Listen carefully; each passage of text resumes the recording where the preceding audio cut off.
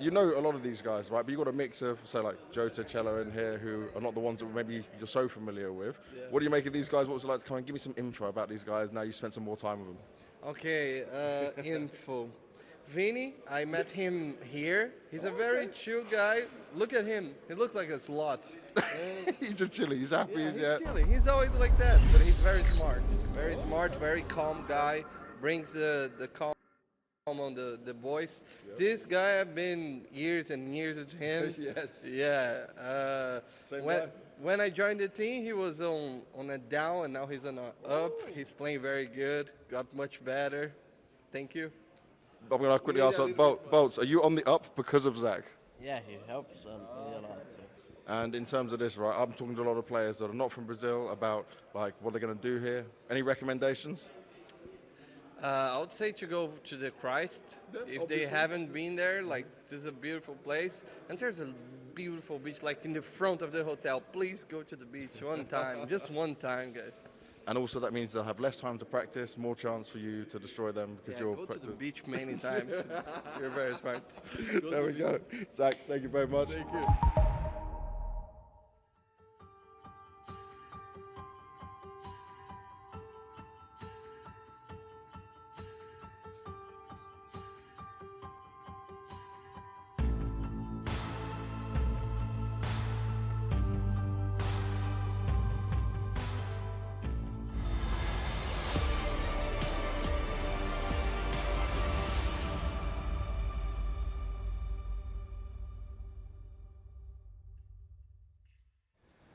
Well, if you can imagine it, we finally have arrived at the first matchup of the Intel Extreme Masters Rio 2023, which does set us up for NIP versus Imperial. Now, Imperial right here behind us. We're basically in their camp at this point. So is there anything you guys want to say about you want them? to repeat what you said at the desk now, Trace, that you're in front of them? What was How that? you said they're going to be out 2-0. Yeah, that's exactly and what I said. And they can enjoy the beach, just like Zach said. Yeah, there's probably a clip of that somewhere. Probably me saying those exact words. I don't know. I don't know what to tell you. Yeah. Lewis, bail me out. I think that let's just not talk about that one. Fair enough. You don't talk about those. Just things that never happened, of course. Just kind of pushing that out there. For us, though, when we talk about Imperial, you talk about Fallen, you talk about all these different pieces. What makes this team special, Lewis? I think Fallen himself makes this team special, right? Okay, like the amount of experience that he has as a player, leading teams back and forth. And I think that for them, like being at home country, probably getting the crowd support. Like, yes, it has been very underwhelming with results, but as Janko alluded in the desk, like, it's true. Like, they haven't been playing bad. It's just like they were very unlucky in some situations, ended up losing matches that they should have won. So for them, by talking to them as well, they do have that feeling that, it's not like we're playing bad. We're playing really tight matches, and yes, we failed, but I think they come into this one very, there's not much pressure because they're not even supposed to be here. So for them, I think that more than ever, like if they are able to upset NIP, for example, and get a victory going, I think they're going to get the support from the fans, and they're going to feel a bit more relaxed, going forward. Yeah, I think also it's hard to build confidence when you have losses like that. Yeah. Unfortunate or not, with wins you gain confidence. Sometimes all a team needs is like 1 or 2 good wins, so everyone really starts buying in, everyone really starts believing in everything that you're doing, and then you can get on a roll, right, win a couple of good games, and all of a sudden it's a completely different team you have. Yeah, I think you hit it right on the nose there. Fallen does make this team very special, and as a special player himself, he's got a long, and you make this team history. Special, Trace. Is that what I'm doing here? Yeah, we appreciate it. Okay, I'm going to go see if I can find that clip that I guess egregiously said that Imperial was going to get stomped on today. That never happened, by the way. What did happen is we caught up to Fallen before this match started. Our last-minute replacements, Imperial, are going up against NIP in the opening game. And Fallen, I just want to start by looking at the fact that you were telling me before you guys are pretty much in holiday mode. So what was it like to just kind of rush and get ready? At least I guess you were in Brazil. Yeah, it's been a lot of work in the recent months, and specifically this last week, so we were supposed to go off a little bit after the major qualification process, and got an invitation to come here, play in our home country, so very excited about it. And yeah, we got to pack very quickly and come down. And in terms of that, how do you feel of Imperial's current form? If I look at recent results, you've had some up and downs, right? You're still struggling against the SA and NA competition. So how do you feel coming up here? Does this suit you better to go up against an NIP you can do some more research on? Being honest, it feels like a roller coaster in terms of how we can perform. Sometimes it's very good, sometimes it's very bad. So it really depends on which opponents we're playing, depends on how we're playing on that day. So when it comes to playing against European competition, I think it kind of suits us better. The game is a little bit more well taught. It's a little bit more tough process, which we can go through. But it really depends how it can go. So I'm looking forward to this game against NIP, and I'm hoping for a good match. And is there much you've been able to change or do in order to throw them off? Is there some way you can surprise them? Definitely. I think the map we're going to play is actually a good map for them, but it has been pretty good for us as well. It's going to be Mirage, and I don't think they were expecting us to play that map that much, so it's going to be interesting. It's going to be interesting. I like the Mirage Fallen. Thank you very much. Chase, back to you. All right, so it does appear we're going to be playing a little Mirage today, guys. Thoughts? Well, spoilers, of course. Yeah, we got the spoiler one, but I think that for them, knowing Fallen, like, yes, they're playing Mirage. It's a strong map for NIP, but like Fallen often likes to play maps that they do feel comfortable on, you know. And coming to this one, yes, they might have been shaky in the last tournaments, but when it comes down to Mirage, like, yes, they have been very convincing in the last 2 games that they played. I think both of the teams that played against didn't manage to get double digits against them. So, you know, coming to this one, like, definitely with a game plan going, and if they get momentum, best of 1. And I hope they teach them a lesson, because you never play Mirage against the Brazilian teams. That's what they say out there. Hell yeah. That's some stern words there, Lewis. Not going to lie to you. Now, what would they be saying on the NIP side? Yanko, I'm looking at you for something there to grab on from that. I think for NIP, they're trying to build on the good result at the RMR, right? They made it to the major. This is a team that's a bit strange, man. Like, I don't know. This team, for me, they don't really have a clear identity, either as a lineup or in the way they're going to play, right? I think they're maybe still trying to figure that out, and you want to have a couple of good wins here, and then all of a sudden you're coming into the major feeling pretty good about yourself, considering the recent underwhelming results from them. Yeah, there was a big crosshair on their back at one point, you know, and like, hey, what's going on here with NIP? Let's try to make some sense of all the changes, this, that, or the other. But that's not for us to know. In fact, it's for us to hear more about from Rez. We're going into the opening game here at IEM RIO, and NIP will be taking on Imperial. Now, Rez, I want to just start on something that I saw you guys yesterday. Everyone seemed to be in a really good mood. The weather helping, the environment helping. What's going on with the team? I think it's helping that we had such early matches in the RMR. So we've been going up like 7, 6 every day now, and I think we're all used to it. So I'm waking up 7 right now without alarm or anything, and it hasn't been like that in a long time, so it's really nice to have early games at the moment. So hopefully we can have more early games. I don't hear this often from players. You've got a smile on your face. But let's look at recent form when you're talking about the previous games. It looked very rocky for NIP, but then the last 2, you look at Big and Astralis, really good games from yourselves. What's that done for the team's confidence right now coming into Rio? I mean, it means a lot for us. We talked about it, we analyzed it, we trying to see what did we do right, and in that way we can see that we can play in good Counter-Strike, and if you just find our way in our game style, play style, if everyone's comfortable with that, having fun and just communicating good, if you have all of that, we are playing insanely good, so hopefully we can bring it here. Now you said find the way. What is that way? What is this ninja's way? This is the way. Oh, that's good. That's good. Little Mandalorian reference we'll get in there as well. Now, you're playing Imperial for the first game. It is a best of 1, but are you just kind of happy to get them rather than having Virtus Pro, for example? I mean, I think Imperial can be scary. You know, they're a local team. They're probably very hungry to play in the arena. So we're not going to underestimate them at all. So we're going to give it our all. You're going to give you all, but this should be pretty convincing for you. I'm thinking this should be very one-sided. You're not agreeing? I don't agree. I think I always think the local teams are a scary team to play. So we should not underestimate them at all. Smart thinking. I like it. Rez, good luck, man. Thank you very much. How cool is that? Waking up at 6 and 7 a.m. to go play Combo Strike. Boys? I've never heard a CS player say that they're looking forward to waking up at 7 a.m. Nobody's ever said that. Listen, once you qualify for the major, man, your view on life changes, right? All of a sudden, you want to get up early, you want to read, you want to go out for a run, you want to touch grass. So I feel like that's it. It's the honeymoon period. You want to believe, basically. So, yeah, what are you thinking from Rez right here, Lewis? I think that what he said about them, I kind of alluded to what Yanko said about them not having an identity as a team. He does say in the interview that they are trying to go through their mistakes and the matches that they played. The results lately, they made it to the challenger stage at the RMR, but in my books, it hasn't been very, very convincing. The big game that they played could have went either way. Yeah, the only very convincing way they had was against Astralis, actually. But again, Astralis is a team that has been very inconsistent lately.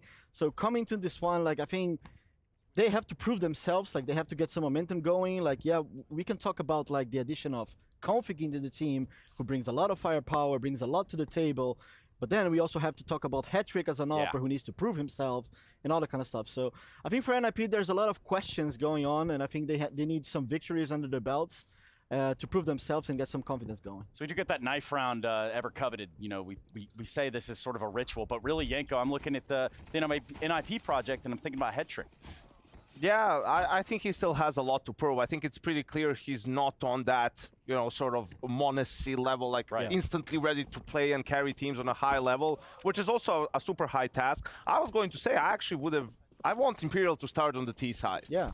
Like, I think that would be much better for them, and NIP does pick CT, right? I think that they have a way in here, right? Like Rez was talking about in the interview, you know, the home teams always play well, and he was talking about that when they communicate well and the energy is good, how they can play really good CS, right? So I'm banking on them still being a little bit sleepy, besides whatever we heard from Rez there. And I think if Imperial gets rolling early, they're very prone to capitalize on that, right? On the other side of things, if I see them go down 5-0, I think they're going to lose like 16-6. Just pack it up. Yeah. Damn. What a harsh reality, Lewis. You buying into that? Yeah, definitely. I think for Imperial, like I actually really like the fact that they start T as well. Like knowing like them as a team, like if Fallen is calling great and he's feeling it, and they're making the right moves on the T side to get the pistol going. I think that's when they become scary, because like, you know, we're talking about Hattrick, and like what a beautiful moment for him to try to prove himself against one of the most, like the best AWPers in the world. Yeah. Right, against Fallen. So if Fallen gets going and gets confidence as an in-game leader, and then goes to that CT side and starts like getting momentum, getting peaks, I think that could be very dangerous. You speak of dangerous, and that's our middle name. Yeah, but I think you look at also Imperial's style. It's pretty default heavy. It's like Cloud9. That's sort of a thing. So they should be pretty good at punishing aggression, right, from the CTs. And you look at the side of NIP, who do you have? You have Config, have Brolan. These guys love to fight. Yeah. They love to peek. They love to get in there. So if you can deny them that aggression early, make them a little bit nervous, I feel that's the best case scenario for Imperial. And then plus you have Alexi B's signature trademark fakes, as we're going to hear all about surely on Mirage. We know how this works. Sometimes you camouflage, go A, but you're actually going B, and vice versa. It's a really upside down, topsy-turvy scenario. Gentlemen, thank you very much for your time. We are going to jump into this matchup. It is going to be Mirage, and it is going to be the Ninjas of Pyjamas taking on Imperial to kick things off in Rio for 2023. Chad, Alex, you guys there? Hell yeah, bro. How you doing? We see you. Oh, I see you. I can see you guys. Give us a wave. Hey. We could cast off of their television from here, I reckon. We actually could. They've got the biggest television I've ever seen. And hopefully we've got a good big game of Counter-Strike ahead of us. That's the second match against Mouse. Oh, I see what you did there. But I mean, you know what? Imperial up against Ninjas in Pyjamas, when you realize that they have just been slotted in, you know, this is the head-to-head VP would have had. It's going to be interesting for Imperial. It's certainly not going to be a walk in the park. Especially hearing, you know, they were practically on vacation. Right. So the answer here from one expert definitely favoring NIP, and you can understand so, as it will be 3 through the palace position. Vinny with that util limped out, and Fallen and Vinny congregating towards ramp here. Lexi's going to call that, but that is a deep stairs smoke. Makes it difficult for him to assist. That's very cool. Roland does need one on the Julies and handles it very well to start off proceedings. Coming through the smoke, disrespected by the Brolan Julie. Just the fact that it's the two of them, that seemed way too easy. The isolation smokes that they drop towards stairs, and the drop down, Alexi disrespects it, comes on through. Brolan making the distraction with the Julies, and that's going to be the pissed around to NIP. Now, look, there's a reason that I think the Ninjas probably wanted to get this one to Mirage. Is you take a look at Imperial, and you heard from Peacemaker, don't play Brazilians on Mirage, sure, but these Brazilians, since Joda have joined, have only played other Brazilians. Now, if I'm NIP, that's going to fill me with some confidence. It's like, well, if they're only playing domestic opponents, maybe we can take them down. Also, maybe they probably haven't seen setups like ours or executes like ours before. It's going to be interesting to see how Imperial handle this one. I say this one, referring to the map, not this round. This one, however, is going to be some Glocks. And, I mean, a dream. Yeah, definitely a dream. We might see, I reckon, action in, let's call it, 30 seconds. Did we ever come up with a name for rounds like this? I wanted to call them the Milkman. The Milkman normally delivers okay, milk. Chad, bear with me, right? I'm feeling the creative juices are flowing. Already? Yeah, what do you reckon? We call this kind of round an eco. The shakedown. Shakedown's not bad. No, yeah. I mean, they are shaking them down for their util, right? That's what you're going for? But they're going to call the left-right good night. Okay. Yeah. I mean, at this point in time, it's just Config and Rez who have basically been let off the leash. Why don't we do this? Why don't I paint a beautiful picture here, like Bob Ross? Okay. We can talk about the CT setup that we can expect for NIP on Mirage going forward. I'm It is going to be Brolin, as you can see right here. He will be the A anchor. You're going to have over towards the connected position, Mr. R Easy. Config over towards short. Headtrick as the AWPer, traditionally window. He can be ticket. He can be over towards B. He can be everywhere. That's the luxury of being an AWPer. And then Alexi B over towards the B bomb site. Now, there's the man on the screen, and it will just be a quick little technical issue called. As I can see here, Config says it's just a mic issue. So they're usually some of the bigger teething issues we have once we get these things underway. Worth talking about many dramas. NIP form as well, because the desk has already touched on it, but with Headtrick at the tip of their tongue as well, you can see how happy he was to be securing a spot at the major. The stickers in-game, it's going to be a very good feeling for them. And managing to take scalps, such as Big Clan Astralis, both in best of threes, it was very nice. That is Look at this stash. Quality mustache. Now, is there gel here to get the upturn? There has to be something. There's no way. I really feel that he couldn't do that natural. I think there might have to be. If we could get a zoom in on the admin's stash here, Headtrick, he's got nice. Here we go. That's what we're looking for. I mean, for sure there is a product involved. Has to be. It's well maintained, and also I've considered this look before. Like it is brave. I mean, yeah, absolutely, but it is also, it's not something I have the capacity to pull off, because you have to grow out the bibbly. Yeah, but you could. Yeah, maybe. Your facial hairs. When I'm doing the when I'm in my kind of hipster arc. Okay. Like let's imagine I have like a single speed bike. So we've got villain arcs, we've got hipster arcs. Yes, my hipster arc. All right. I think then I could pull it off. Maybe I'll be wearing one of those little kind of sailor hats. Okay. Whatever those cool dudes What about wear. those small fisherman beanies? Yes, that's what I'm thinking. Okay. Like a kind of skull cap, but for hipsters. All right, I like it. I want to talk a little bit about this NIP team that we see on our screen right here, because we don't get to the desk anymore, so we can kind of do our own impromptu desk right now. Okay. This NIP team, if anybody is still left at the start of the year, right, thinking, and I'm not even going to mention player names, even one of our favorite players, the Doctor, we won't even bring his name into the conversation, because I think it has to be clear, it has to be said, again, it needs to be reinforced that any preconceived ideas about NIP need to change. This is an entire new roster, it's an entire new team, it's an entire new direction for NIP now being international. Right? I know that there's mainly Nords in the squad right here, but it is an international team right now. Speaking in English, you've got... Okay, while we're waiting, let's have a look at HLTV. Let's see how these teams match up. Okay, so they're playing on Mirage. Imperial's last game was a week ago against Complexity, lost 2-0.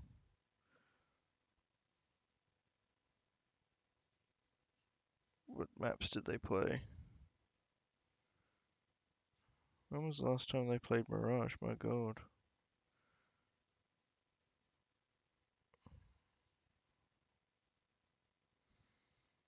I'll put a poll up, see who thinks who will win map 1. NIP or Imperial? Imperial.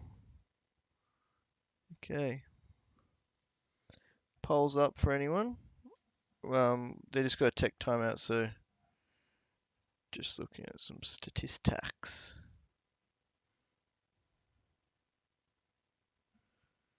So played this map.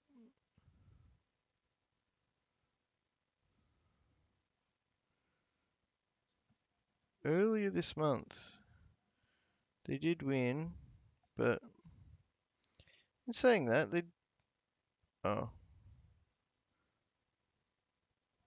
month ago they beat Furia and Ints. There's some decent results here.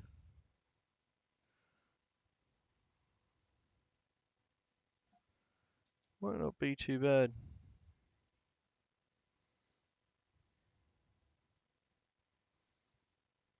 Probably the best map they could have gotten.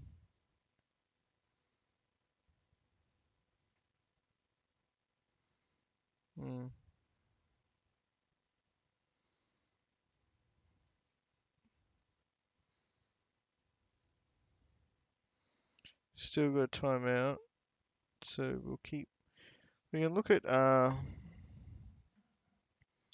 Na'Vi versus the Mongols. I feel like this is going to be very one-sided. Yeah, 5-0. Who's going off?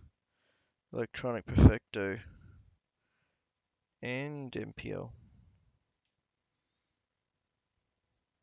Not bad.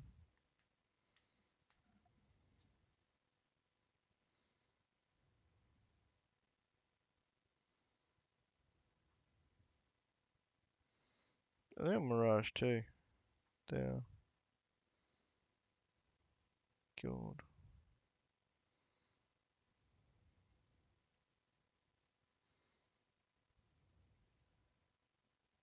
Oh, we started. We're back into it. IP. Everybody go. playing either towards middle or Config, the only defender over towards A here. So this is very heavy. They don't want to allow Imperial to start conditioning with standard mid defaults. What they've done is they've hedged their bets, thought it would be a mid take with a bit of pace. That's not the case. There's the cat smoke, sure, that's faded now. But Imperial are taking this very, very slow. Bolts flash forward, won't find a lot. It's Rez partnered up with Config under the balcony. So this setup now has transitioned away from mid-heavy to worrying a bit more about the extremities. Yeah, seeing what Vinny's finding on his adventures towards B. He's just trying to see if he can get any sort of traction going safely. Keeping the feelers out, and Fallen seems to be getting his troops set up for mid-clear late. Going to be going for a run boost and flash to follow. It's diligent, sure, but there's no concern. So they're out there across the bomb top mid. We're already at that 50-second mark, and they will need to start turning the screws here shortly. A connector smoke will land, and on both sides here. So Brolin gets to decide, if he can block it, he could manufacture a bit of a gap here, and he will. Okay, doesn't quite work out for Brolin. But still, with 30 seconds, I would be starting to get a little apprehensive. Has to be an A split. Rez's close ramp. He can deal with bolts. Config's here as well. I think the first engagement really hinges on either Cello pushing this smoke or, oh, they smoke him off. Bolts locked out. 19 seconds. May have heard the step. Now the first fight comes through. Big one out of Vinny. Needs more. SMGs, though, not at that range. Config still delivers one, and it's a nice second from Cello. They can't deny the plant here. Foreign will get this down. Oh! Oh, he had a chance. Oh, 1 second off. Hedrick could have won the round right there, but there's still grounds. You're not clearing Jota. You're just not. And out he goes into the line of fire. A nice headshot to close, and Cello, the one to get that bomb down and secure that round. 2 important kills there on the way into the A site. Almost to say my words. Hedrick almost won the round right there. If that was Fallen that went down instead of Cello, maybe there was no time to plant that bomb. Human shield. Get down, Mr. President. But right there, to be able to pull off such a slow round from Imperial, that's probably a very good confidence booster. But to be fair, there wasn't too many jarring moments in that round to stall them out. Sure, you had that late A ramp smoke, Brolin dropping one of his own, but Imperial had to finish. And NIP with those, bonus weapons of the MP9s will lose the initial gun round here and immediately take a tactical timeout. So DGO wants to get ahead of this here. Yeah, I just want to correct myself as well. Called in Cello and crediting Cello for 2. It was that Vinny opening that I'd attributed to Cello, but he did find the one. In fact, it was a team ace. Every single member of Imperial finding their first frag in that round. And it puts the first one on the board nice and early. It stops the NIP coffers from swelling. We're going to be seeing some more investments. Chad, what is the current weather report on the M4 usage? Are we seeing the majority still lean for the cheaper gun? Yeah, and I'm not, look, I don't want to say I'm not completely sold here. I think that there's certain scenarios where you see the A1 let players down. Maybe if they had the A4, but that's the thing. It's personal preference, and that is one of the biggest issues with Counter-Strike. I could sit here and argue and tell you why 1920 is better than Black Bars, but when Nico uses, stretched res of 4x, what am I meant to say? You know what I mean? So it's the same with this rifle preference here. Okay. Looks like Hedrick got that information and it's deterred Vinny. Fallen teaching us a nice ramp flash safe. But it's the same setup here, right? So they went for their mid control. They just threw that cat smoke. They throw the Molotov towards connector, and now they drop back and congregate as a bit of a crew right here. It is Vinny the tail of this who is defaulting over towards B. He can either lurk late mid or join the A attack, and we'll check this one out. It's going to be 3 through the palace position once more. Yeah, I mean, I'd be nervous just and apprehensive in the sense that a smoke can really slow this down. They've got plenty more for the CTs. 4 CTs with smokes. That choke point could be, but it's all about this element of surprise. Fallen's throwing this util first, and Bolt's just walking out! Brolin unprepared, another big opening for Imperial. Okay, well, they're in, and maybe a save call starting to be considered here. Smoked off, Res tucked in connector, config rotating around. He's having a look. M4, and if he can find a fight, well, there was a flash. That's a great shot from Bolt to double up for him in round number 4, and that should be it. Call it off, throw in the white flag, save these guns and IP. There's no way back in a 3-on-5 right now without a kit. Yeah, no, thank you very much. Bolt. Lovely work out of Palace. And I mean, if you were trying to kind of explain as to why Brolin's caught off by that, is it because of the nature of what Fallen was throwing from ramp side? It's like it feels like it's one dude. I hate being AA anchor. I'm just going to put it out there. Because if you're left as playing retake ticket, you have to watch ramp and Palace. Yeah, and you straight up can't do both without sticking out like a sore thumb. And you could see him get caught off by that timing there, right? So that's one of the more frustrating bits and bobs. That's why you see, look, there's nothing wrong with chasing here. Okay, they might take away a couple more rifles. Hold on, Cello with the moves and the spam too. The damage done. Will he find the frag? Doesn't want to commit too far, but we'll go down to Alexi and can't get his hands on that AK. So we'll carry through the FAMAS. But yeah, being an A anchor, it's never a fun role, I'll be honest. But that's why you have a skilled player like Brolin at that site. But that is a really nice shot from Bolt, especially with that second follow through on a config as well. So 2 heavy hitters down. And even the best players in the world get timed. That's kind of how Counter-Strike matches work. Yeah, and I'm sure they swear about it too. So don't worry, it's not just you guys at home. Okay, well, you've got 2 saved rifles. Alexi B would have loved to have had that AK, but Cello timing it very well on that hunt. But look at this punish, right? They've done openings towards mid every round. Now they're going to have a follow-through because they know it's likely that weaker buy. So they have so much control, and Vinny up and over off that top rope. Not clearing his corners. Dinkton down. Config gets away with it. That's something. Shouldn't really spiral. Imperial still got a firm grip on this round, but certainly a nice one back from the Dane. Clear ladder. Trick to reposition, doesn't want to succumb to any of these speculative sprays.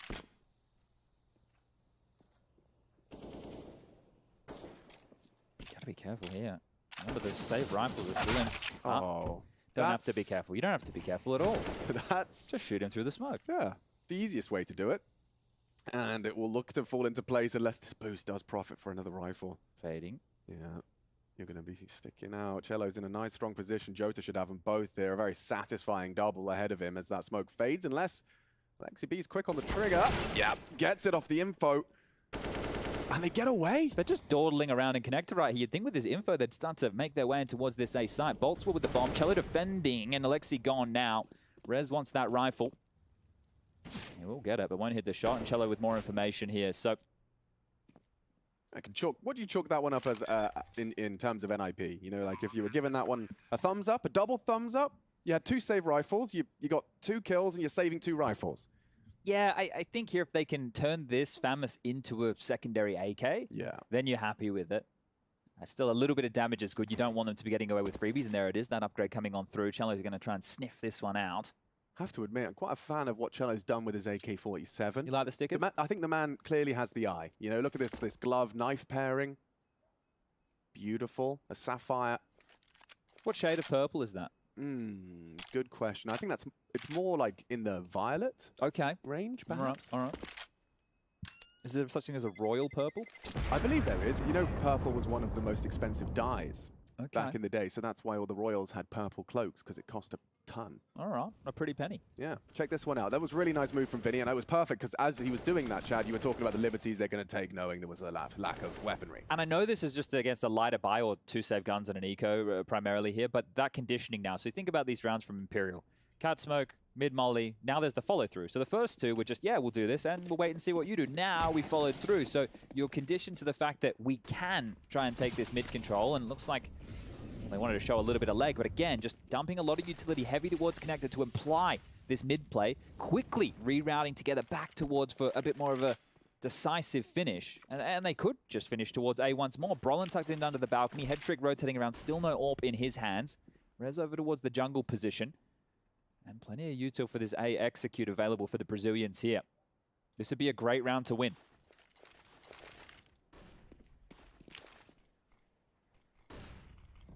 Brolin handled business for the first time they tried to flood his site. Bolt's bested him upon the second. This, his third opportunity as that A anchor, has plenty of support as well. So many smokes around. Extinguish reveals his position. Still can't finish off Vinny. A nice one dink to the dome, but Vinny lives on. Strafes over. Good spray. Head trick 1. And Fallen a second. Nice kills. Rez as well on the way back in. Bolts loses control of jungle and puts it all onto Cello. Nice damage on the first spray. Hedrick brought down. Cello doing a lot, but Config from behind should have this one. A nice clean headshot from the Dane puts Jota locked in. Flames arrive, and so does the round for Nip. Yeah, good stuff right there. And it was the unknown piece of Hedrick was the difference maker. Look, it was a little bit shaky, but he still gets 2. Got it done. It doesn't have to be pretty. He had his impact right there, and they will draw things back into a level score of 3-3. So NIP, they do finally break that streak. Look how many the smokes. Brazilians. I mean, this is by design, right? What, as an A anchor, like, your options were very limited. The fact that Hedrick did manage to be that unknown entity, managed to use those smokes to his advantage. That's a very old execute. Yeah. We used to call that execute very good. Put a date on it. I used to run that back in 2014. There was maybe one smoke a little bit different there, but by creating that wall, we used to do that a lot, and it was to more guarantee the plant. To be honest, it wasn't. In modern Counter-Strike, with the way that it goes, I think it's good as a gimmick. It's a heavy investment, right? That's a volley. Maybe they wanted the push. Okay. Well, either way, they will withstand that first fight. They can whittle them down here, but Cello knows he needs to make some room. We'll take down Config. The fights are going down everywhere. Cello's really sharp. We got off on the right side of the bed today. Well, the round has to completely change. The bomb's down towards T-spawn. Bolts has to get back and grab this. Cello and Fallen now on a bit of an island towards window. They have a lot of room to work with. NIP know that that space is given up sure. They have the number advantage. They have the util advantage. And they're sitting pretty here as Brolin has taken a whole lot of liberties. Now, with Brolin's position, if he stays... Oh, he's going to get a chance against Bolts here. Wow, Brolin, this is all him. 3 from the Swede. Look, I'll be honest, I wasn't expecting him to get that much early action. I was just saying this is a key position because if they do play more through mid, when you go in towards A from jungle and connector, Brolin's position up towards Palace is quite difficult to clear when in combination with Rez over towards Ticket. Right. So there you go. That's I mean, they finally fell him, but it's not going to really lead to much. With Cello, no smoke, and Fallen already tagged.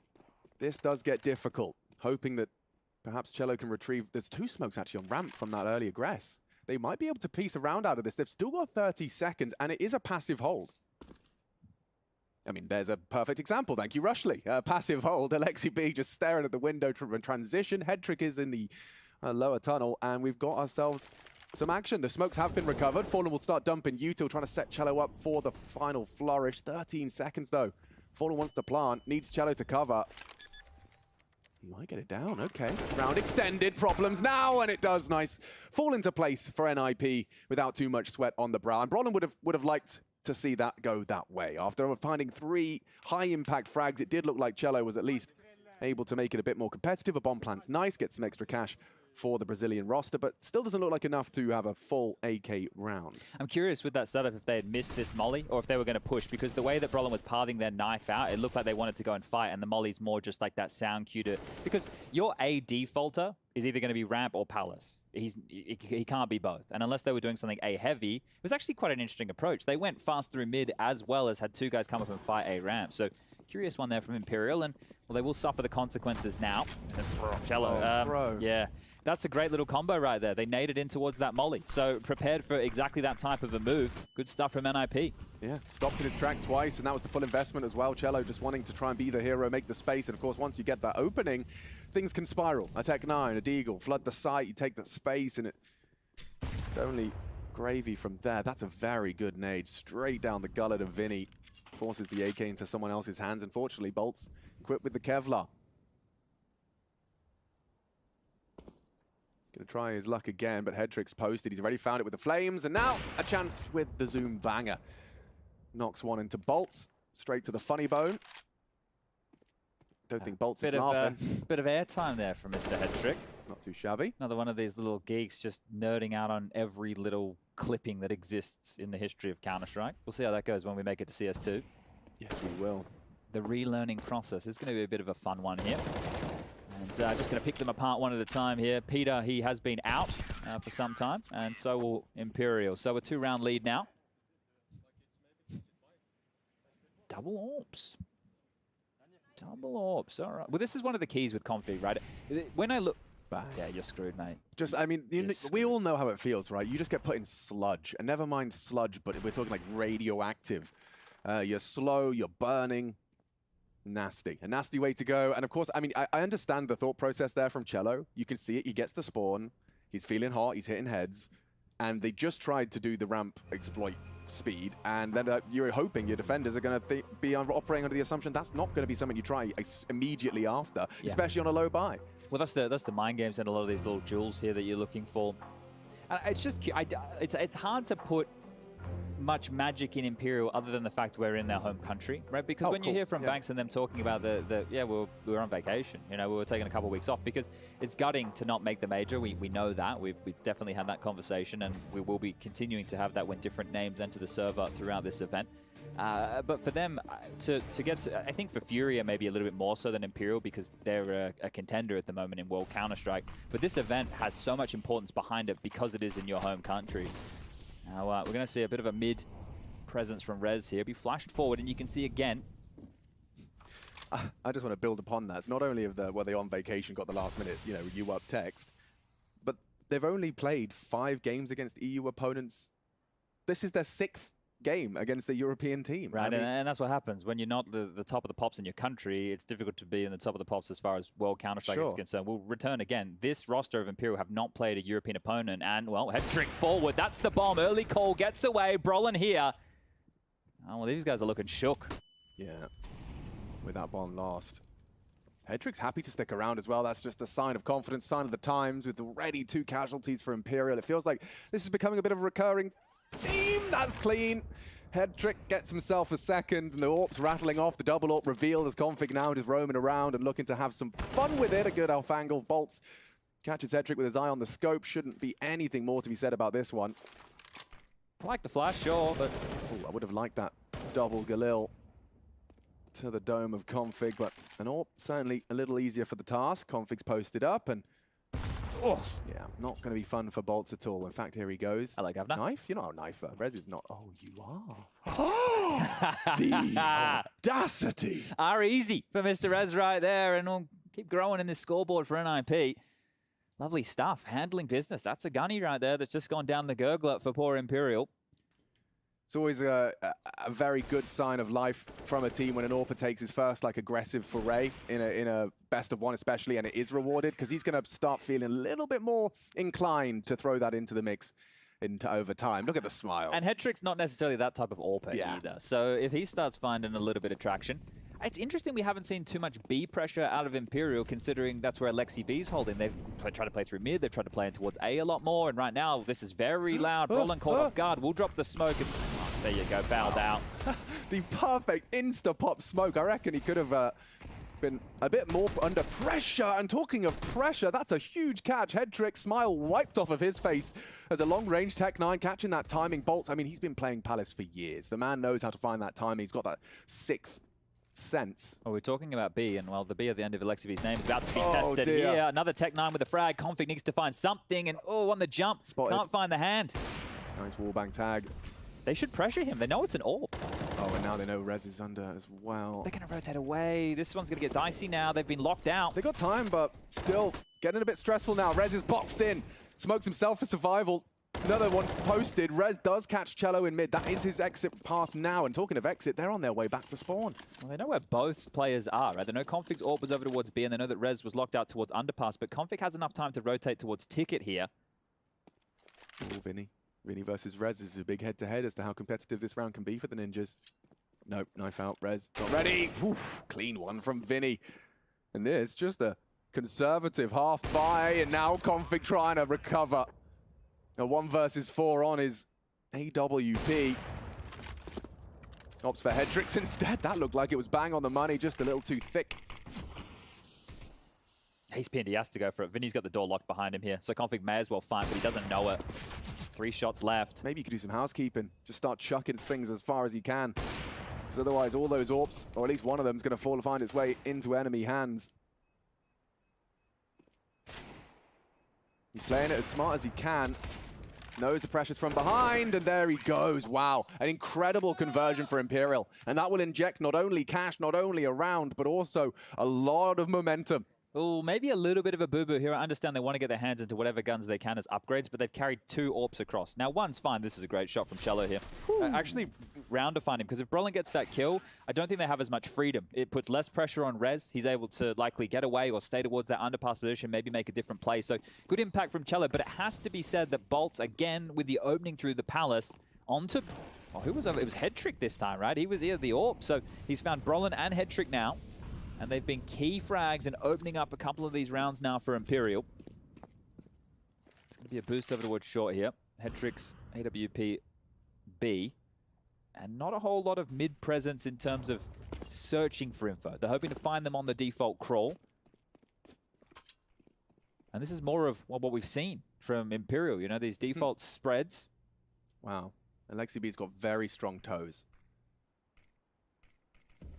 Just on his tippies. Holding the angle. Nice setup. I like that from Alexi and Config. We'll see how it gets tested, because it does look like action's coming their way. Going through their flowchart for mid. Didn't quite stick the landing on that one, but, you know, the idea was there. Double AWPs. This is either going to go great for Imperial or very poorly here. I mean, the angle from Alexi is going to be great, because, yeah, that's going to happen. That's going to happen. Ridiculous. Yeah, that's really geeky.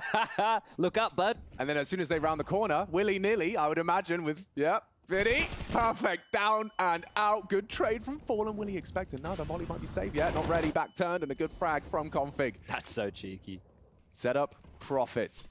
And that's, ooh, a chance. Those AWPs could have connected. Cello gives it a good go. A wide swing straight out of the connector. Some combat AWPing, but lets it slip. Bolts trying to pressure Rez. He lets him know, I'm not scared. And then back turned. Another 2 in the feed from Imperial. How is Bombs in mid. apart? Config should save him. Config does. Puts the bomb on the floor. With 10 seconds left, there's no time to plant. They just need the frags. And this is a 7th round for NIP. Okay, that got dicey for a moment, didn't it? But they're going to call off the Hounds right now, Imperial. Config, and well, I guess Alexi's little position as Bolts will find the kill, and maybe they were hoping they could have pressured for that final frag, but not enough time.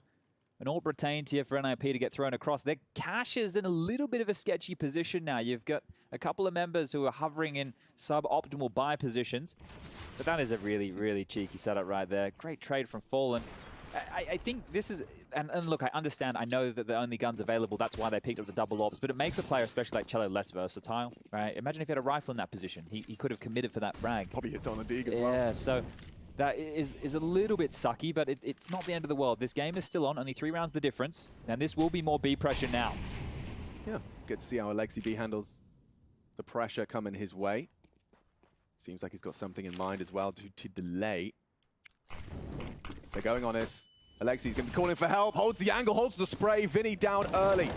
And it's Config as well to contribute. 2 already from the Ninjas' defense and more to come. This is a flawless defense from the 2 of them. Even finding Jota's head, puts him on 10 HP. Finishes it with the nade. Brolin tapped into the communications and a clean defense. It does not get better than that. Yeah, really well handled there. Great stuff, and it should see Imperial go into a bit more of a half buy. I say that, and maybe there's a bit of confidence to be found because those Tech 9s is one of the rounds that they got in recent history here. So it has been a spree 4, which was then broken by that Tech 9, and then 2 more now on the trot for the Ninjas.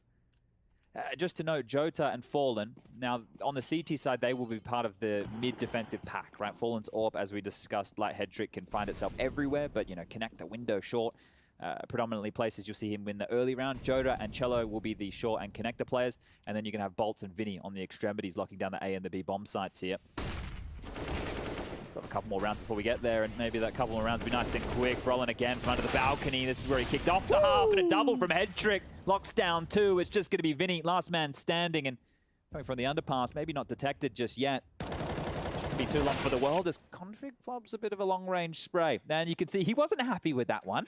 Yeah, no, I mean, happens to the best of us. Happens to the best of us. He's laughing now, but yeah. It never feels good. You know, you full commit, you had all the time in the world, but you just felt like, oh, maybe the spray is fine. The spray is fine. I just need to have one of the dings, one body shot. I didn't like that very much. He's straight back into another AWP here. Nah, I'm not a rifler anymore. I'll change my mind. Yeah, this is the gun. Well, look, you can get 2 for 1. Yeah, I'd be having a bit of a laugh too. Definitely not the end of the world.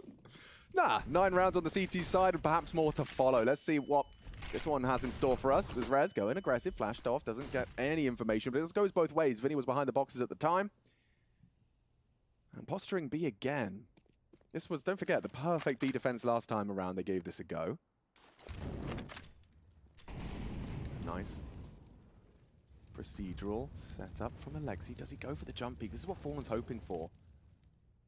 Alexi aware.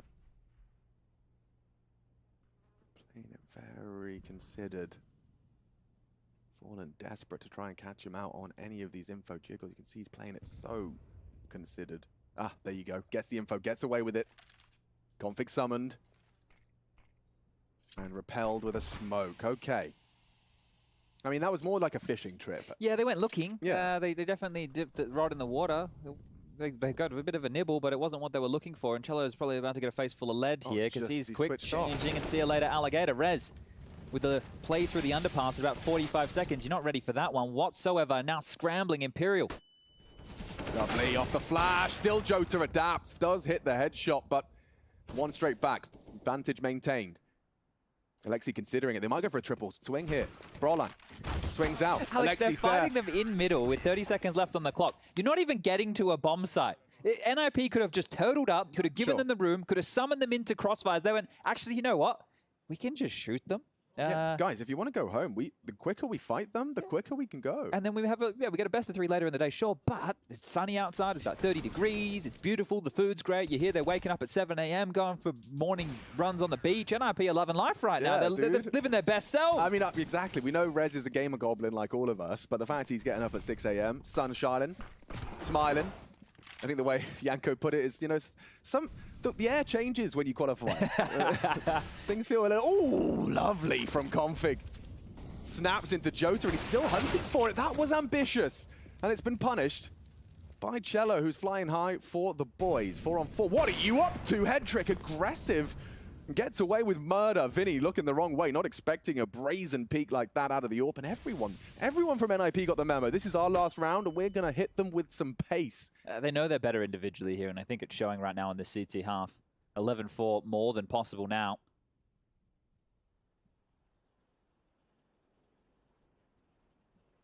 Brolin's flank onto Bolts will be coming in any moment here. Rez just has to stay alive.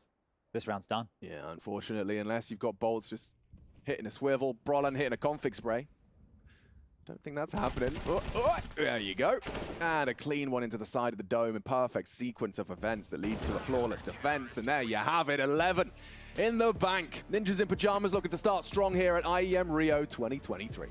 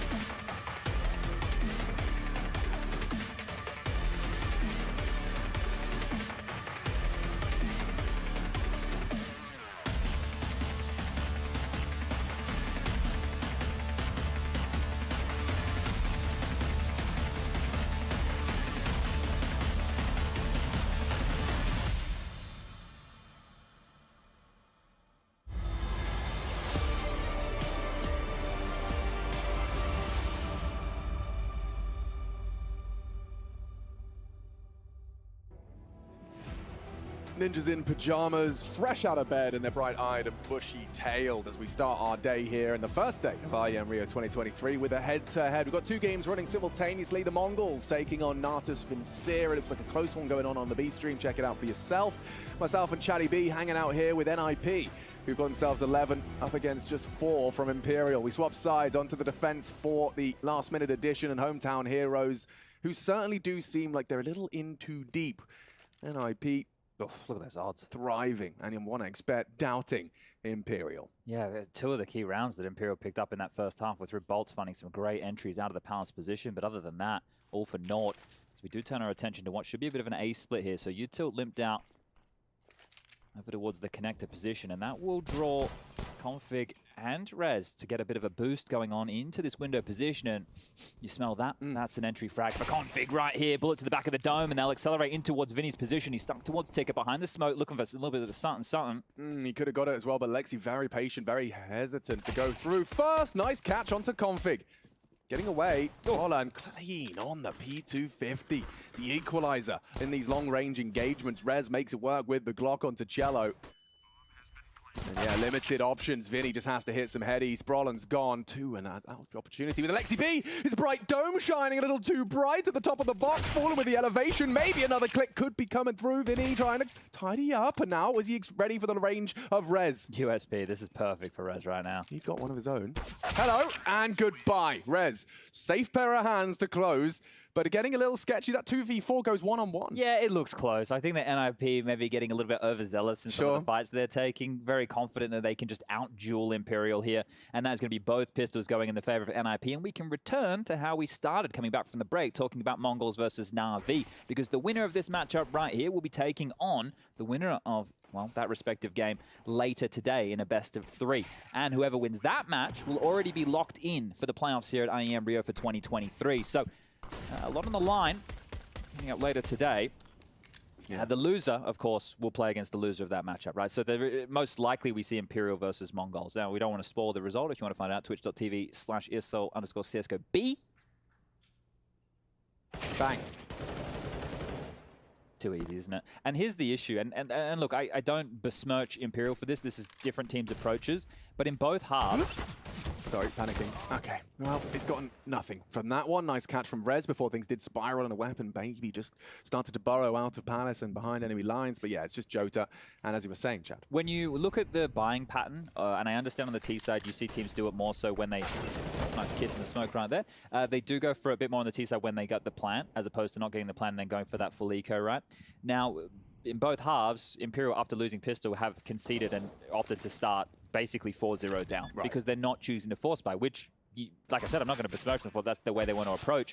But I remember I had this problem back when I was in-game leading for Renegades. Like, Azza would always be like, no, let's force buy, let's fight, let's show that like we can aim just as good as these guys. And I was more of like a by-the-book kind of, okay, I want the full buy. Opportunity I would like full utility, I'd like all the rifles. But at the same time, like, there's a reason that force buys can get so much done. Now, look, the buying system, as far as the loss bonus, was different back when I was playing. And now you get a little bit more money. So you can justify that decision a little bit more. But to concede that puts so much more pressure on where you're going right now. And you can see here that B stream, 11-9 in favor of Na'Vi. Great to see Blitz has not lost anything. He's just still an absolute high flyer. He's great, isn't he? He's great. Techno as well. Those are two very, very solid players over there for the Mongols. But this round right here for Imperial, this is the game, right? If there's no resistance here, we may as well pack her up. All right, well, pack it up, pack it in. Config begins. Yeah, this kid's cream. Lovely on the Mac 10. He had cash for more, but just wanted to charge and perhaps exploit some of those unarmored heads. Couple of just Kevlar vest purchases here for the CTs. Bolts is about to be in a lot of trouble towards B here as well. Yeah, I mean, he'll probably play the fade. Jota, that is. Yeah, well, they're both hoping for something here. And slipping away, so as you discussed. Look at Bolts on an island. He needs 2 kills minimum. He needs 2 kills on his own right now. Now would be perfect. Yes. Yeah, no. Brollan has found and thrown a heavy blow. And now how do you retake this? You know Config was middle. You know Config was mid, so you can't push through mid. He's found himself into the M4. What are you meant to do? You want to retake into B after losing the site on one player? Because the thing is, if you're closer, you can respond and you can constrict just how much room NIP can take. But when Bolts goes down on his own, they push in, they can completely smoke off, they can get in towards market, they can push short, they can do whatever they want. And right now, it will be that save. And well, NIP know this, right? It's like, we can let them hold on to these rifles. It doesn't matter. It was way too easy. This was the opener, blind, MAC-10, dead. Turned into your death right there, Cello. And, well, Bolt's committed to that first kill, and Brolin will deal with it. There it is. Oh, I mean, yeah, you This can't. is brutal. You can't really be too critical of Imperial at this point because they are just truly being outclassed by the Ninjas in Pyjamas. I think they are at a real high point at the moment for this roster of 5. And getting to play Mirage up against Imperial. It is also standing out to me, that observation you made about the Mirage games and how all of them had been against domestic opponents as opposed to an EU team. So it NIP makes it so easy. licking their lips. It makes it so easy to go for that if you're NIP. And the results aren't even that great. Yeah. You know, they're okay.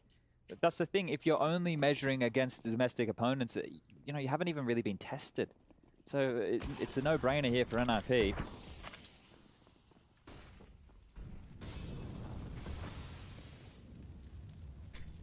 I love this here. You've got Rez working the B apartments, Brolin as your A player, and then you have the pack of Alexi, Config, and Headtrick to get your map control towards middle.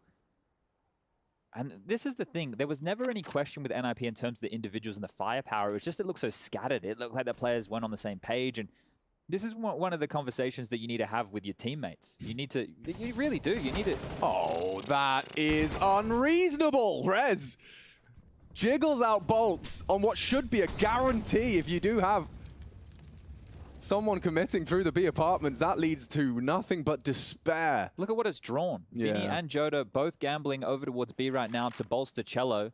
Fallen playing retake O towards Ticket. There's a minute left on the clock right now, and Alexi playing in this very key component of middle can orchestrate where he wants this to be a finish. And if they just link up through connector, it's basically an open runway right now. Unless Fallen and his M4A1S can deliver a multi-kill that feels compulsory at this point. Vinny's going to be denied by the Flames, cannot provide any support as they do time it perfectly through the connector. 4 members of Ninjas in Pyjamas barreling towards an isolated Fallen. Jota trying to help, lovely find from Fallen. Now with the Flames subsided, he can have that Org support. And Alexi unable to provide too much with the hold from that Org. He's got 20 HP, they're getting the shots, getting the frags. It can't quite come down to Brolan. I thought Jota was going to finish it right there and then. Still grounds for a little bit of excitement. Yeah. Okay, Cello locks it in. And an important round to find. Cello with the triple. That smoke was great though, wasn't it? Yeah, it had the gap. It was perfectly timed. Well placed. Good teamwork there from Imperial. I thought they were completely out of position. So great stuff there to be able to pull it back. And NIP, that's probably the first frustrating round they've really had. There's been a couple of frustrating deaths. There it is. You see the smoke plume. Has multiple avenues there to look for finds up and over, little gaps around it. Okay, well, now you're going to see NIP bring out all the stops. See if they can close this one down and keep it single digits for Imperial here as Fallen Spanners sounds off through the smoke. Tasty prospect for a fight as Brolin finds some damage on a Vinny who has to fire back here. It's good information to understand that the defensive setup on the A site is more forward currently, but it hasn't spurred NIP forward with any decision just yet. Still in this default spread, the 1-3-1.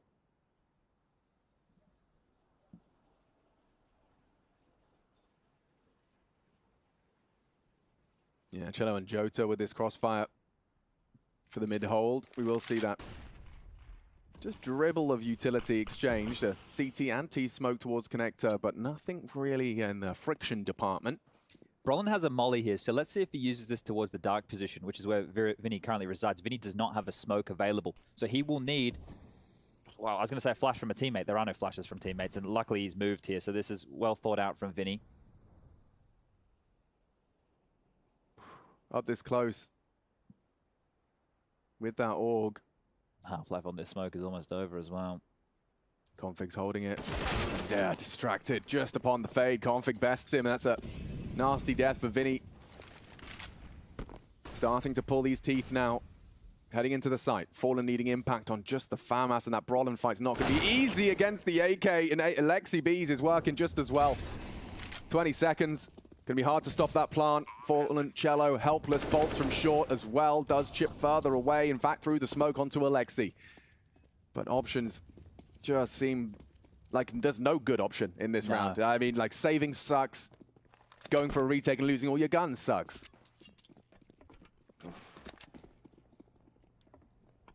And so this one, yeah, just petering out. It sucks when you're getting owned. There's nothing, and you feel helpless. What are you meant to do? Like in those, how many options does Vinny have in that scenario? And I don't hate the choice that he went for right there, because it likely would have got caught in transition back. You saw the execute. They would have found him regardless. What do you reckon's the game of the day today, Chad? Ooh, in the best of ones? In the best of ones. We got. If I'm going to be honest, I would say that the one that has the likelihood of being game of the day is probably Furia Fnatic, even though Furia are the favorites there in my mind. But I would like to say that Heroic 9 has a lot of potential. It does, because the way 9's victory at the RMRs to go like a 3-0 clean sweep, right? Not only just the best of ones, oh, that's great, but the best of 3 victory, it's legit, right? And if 9 can continue to build on that, and we can see more out of them here, that's great news for not only, well, Hades and co, but Polish Counter-Strike. Yeah. Plus it's against Heroic. We always love watching Heroic play. Dead. Oh, Brawler, new robot. That was mad. 2 into the site. Give him a third. Bolts denies. Pack it up. Yeah, this one is absolutely donezo. Cooked medium rare is Bolts and only Cello. There's the 16-5 secure. That's Domination Stations. NIP waking up and absolutely starting with a bang. An explosion as they put themselves in the upper semis of Group A. A great start. And waiting to see who they'll be facing between Na'Vi and the Mongols. Good confidence building win right here for NIP, building on that performance of just a couple days ago. They're going to be happy with that, whereas Imperial on the other side of things, sure, the last minute call up that booty call, you up, well, they're up, but they need to get in the server for later today. The best of 3, the elimination could be coming their way.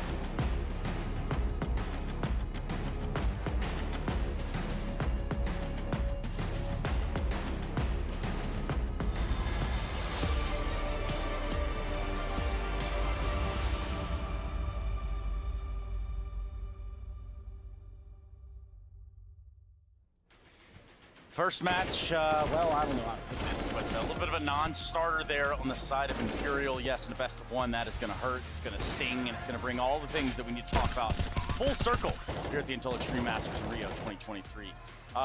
Not the start for Imperial that they wanted. I think that goes without saying, Lewis. Yeah, definitely. I think that they couldn't really get any momentum going, unfortunately, in this one. Lost both pistols. I mean, fair to say they got completely dominated in every aspect, right? Yeah, just as predicted, you know, NIP all the way. They had it from the get-go.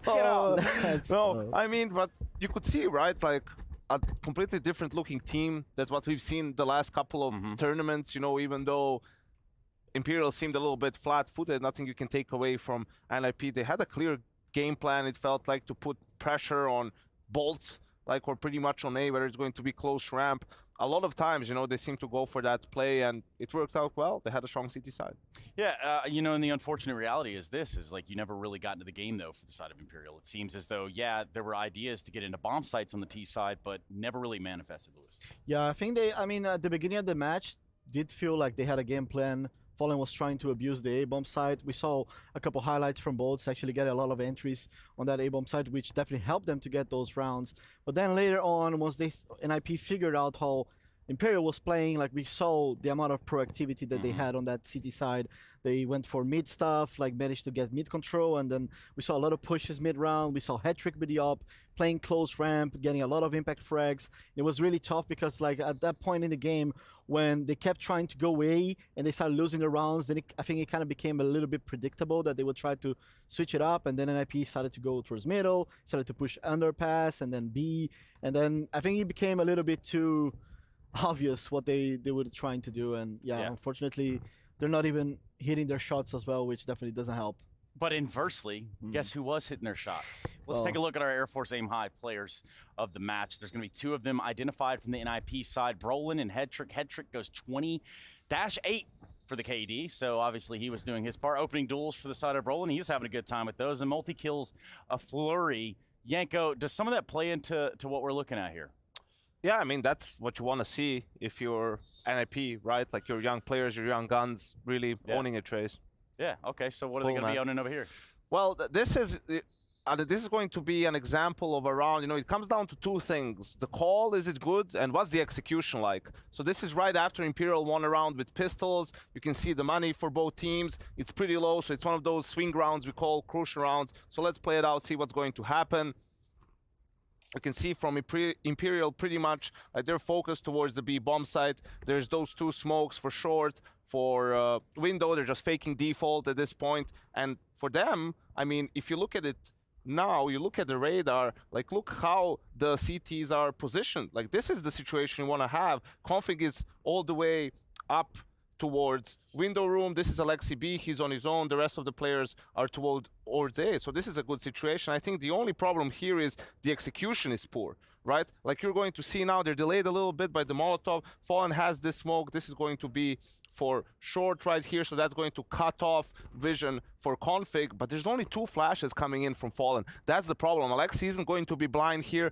Vinny understands once he sees this smoke, he knows where the smoke is coming from. He tries to go in fast. Alexi gets him jumping through the roof, and then, you know, Config gets one more kill, and the round is going to completely fall apart, even though they were basically 5v1, you know, and you're saying, oh, why don't they wait for the smoke? Where you can't really wait for that smoke to pop, because then you could be stopped by incendiaries, by counter utility from the CT. So I don't blame them for that, but you needed a bit extra on the flashes so you can create that space, you can push the bomb side, you can trade with Alexi, and then also Config is going to be smoked off, and you have even a 3v4 post plant. That's pretty good, that's winnable. Instead, the round completely falls apart, and Imperial loses that crucial round. What do you think Rez is thinking about what you're saying in this moment? I think he's thinking about that walk he had this morning next to the beach. 6:30 a.m. Yeah, read a book on life, and he's figured it all out, Trace. Yeah, it looks like he's in the saddle right there, no doubt in my mind. Come on back, Yanko. Let's have a bit more of a discussion over here around the entirety of the tournament. Obviously, there's several games going on at any given time here, and we're playing them simultaneously between two streams.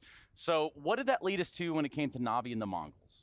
Well, Navi and the Mongols was very surprising, right? That the Mongols actually they played it very tight against Navi. We managed to see a few rounds while we were watching this game, and I think it was way too close for comfort for Navi. For the Mongol side, I mean, being able to put up these amount of rounds against Navi, actually making it competitive. I think towards the end of the game, I think Navi figured it out and managed to close it out, but it was very tight. At some point, I think it was 11-9 or something like that, the score. Yeah. So could have went really bad for Navi. Yeah, but then we see the same Navi that's got like the bomb boosting, maybe simple up on catwalk when they have all the side. You know, like there are just two different gears that they're finding themselves in. And for the Mongols, the gear they have to shift into now is with Imperial in the lower bracket, Yenko. Yeah, I mean, that's going to be rough. I'm sure Imperial is looking for some revenge for their brethren, right, from Katowice. Mongols was playing under the IRC banner at the time, knocked out Furia in the play-in tournament. So, yeah, I think for Imperial, it was very unfortunate. You know, didn't really seem like they were in the game at all. I don't know if there's going to be some changes within the team after what happened, right? You could hear it from Fallen that they were planning to go on an extended break because they were playing for a long time, spending a lot of time on the server preparing for the RMR and whatnot. So, yeah, they're playing that game later today, if I'm not wrong. So, we'll find out pretty soon, Trace. Yeah, somebody's going to learn today, and it might just be you. Someone's going to find out. Somebody's going to find out, and they might mess around and do just that. For us, though, we go to a break. So we come back, we can talk about everything that is the big Mouse game. That's right. Berlin International Gaming taking on Mouse when we return.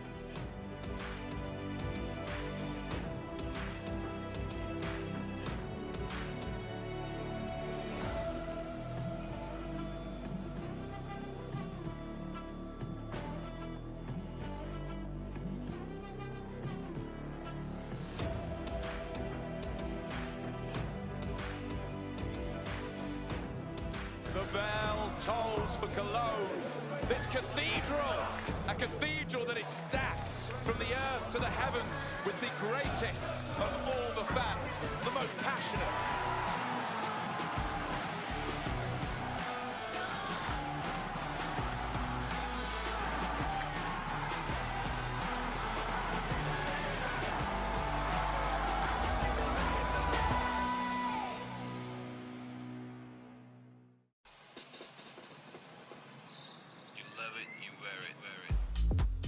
Wear your passion. Share your passion. Wherever, whenever. Gaming is a lifestyle. Get your merch at shop.eslgaming.com. Hedrick, my man. How you doing, bro? Good to see you. How you doing? Good to see you too. I'm good. You got a big smile on your face? Yeah. Getting to the last major in CSGO? Yes, it's like, we're just so happy that we managed to qualify and like, now it's some good time here in Rio. It's like really nice to be here. It's my first time here, but it's really good. And this is what's crazy for you. This is like a whole new journey, right? Of all this traveling and going from where you were on the Navi Junior days to here on NIP. But are you more stressed now? No, like not at all. I'm just trying to enjoy the journey that is happening. So. Now I want to ask this: who do you share a room with in your team? Who do you partner up with? We have single rooms. Oh, look at that! Okay, this is flexing now. No more sharing rooms. Yeah, we have always single rooms. Okay, they've got upgrades. I see this. You're living. You know, in the old days, they used to have to share. Yeah, like previously I was living like with Brolin, but now we have single. Is that because Brolin's not a good person to sleep with? Does he snore? No, he's not snoring. Like it's fine. And overall, Rio, you know, you said you haven't been here before. How are you going to balance CS between this amazing view and going outside? I think it's very important to switch up because when we have like games, we always try to focus a lot. But it's always important to reset and to get some like sun here and to swim maybe. So it's just really nice to be here. What's the one thing that you really want to do while you're in Rio? I want to visit the statue, you know, yes, of the Christ Redeemer. Yeah. And to swim. There's the big boss. Oh, look at him! Look at him! How did I know? I knew you two would have this great relationship, mate. How are you? Give him some love. I am. That's what I've been doing all the time. My boy. We're happy. We're happy. We're really good. I won't steal James from you. No. I'm stealing you because I have a question for you. Okay, come. You eliminated Astralis. How good did that feel, mate? That was revenge. That was unreal. Yeah, it felt so good. But it also felt a little bit sad, right? Because it's the old teammates, but it had to be done. You don't want to lose. You're not going to show, oh, my friends, you know, I'm going to let them pass. But you do feel like you feel more of a beast in that mode? You feel like extra motivated? Yes, for sure. Definitely gave me blood on the teeth, and I was so ready to do anything to win that game. Yeah. Now, Rio, a bit of a balance here between relaxing, CS. How are you guys going to manage it? I think that after the RMR, we are way less stressed. I think that we gained a lot of confidence, and we believe in our team again. I think everybody was like, we're losing all important games and stuff like that. So I think that, I think we're going to show who NIP really is now. Oh, okay, you're going to show who the NIP really is, but you're not going to hide anything ahead of the major, not anything like that? You're still going to be full force? We are going to win as many games as possible to get confidence up, and I think that that's our main goal, just to play as much as we can and do as good as we can. Now, tell me this, Config. You've done many media days. What's your least favourite thing to do on media day? What do you hate doing? Talking to you, James. Oh, fuck you then.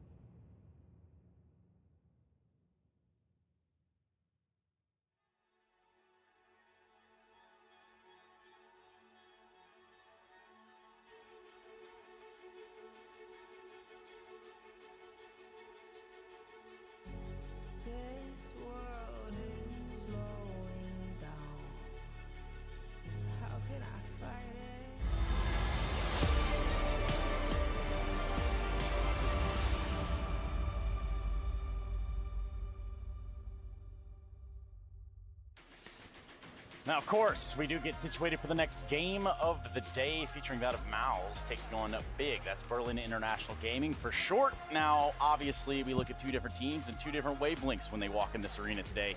For Mouse, it is one where they did find themselves taking down FaZe just recently and was the best of 3 on land.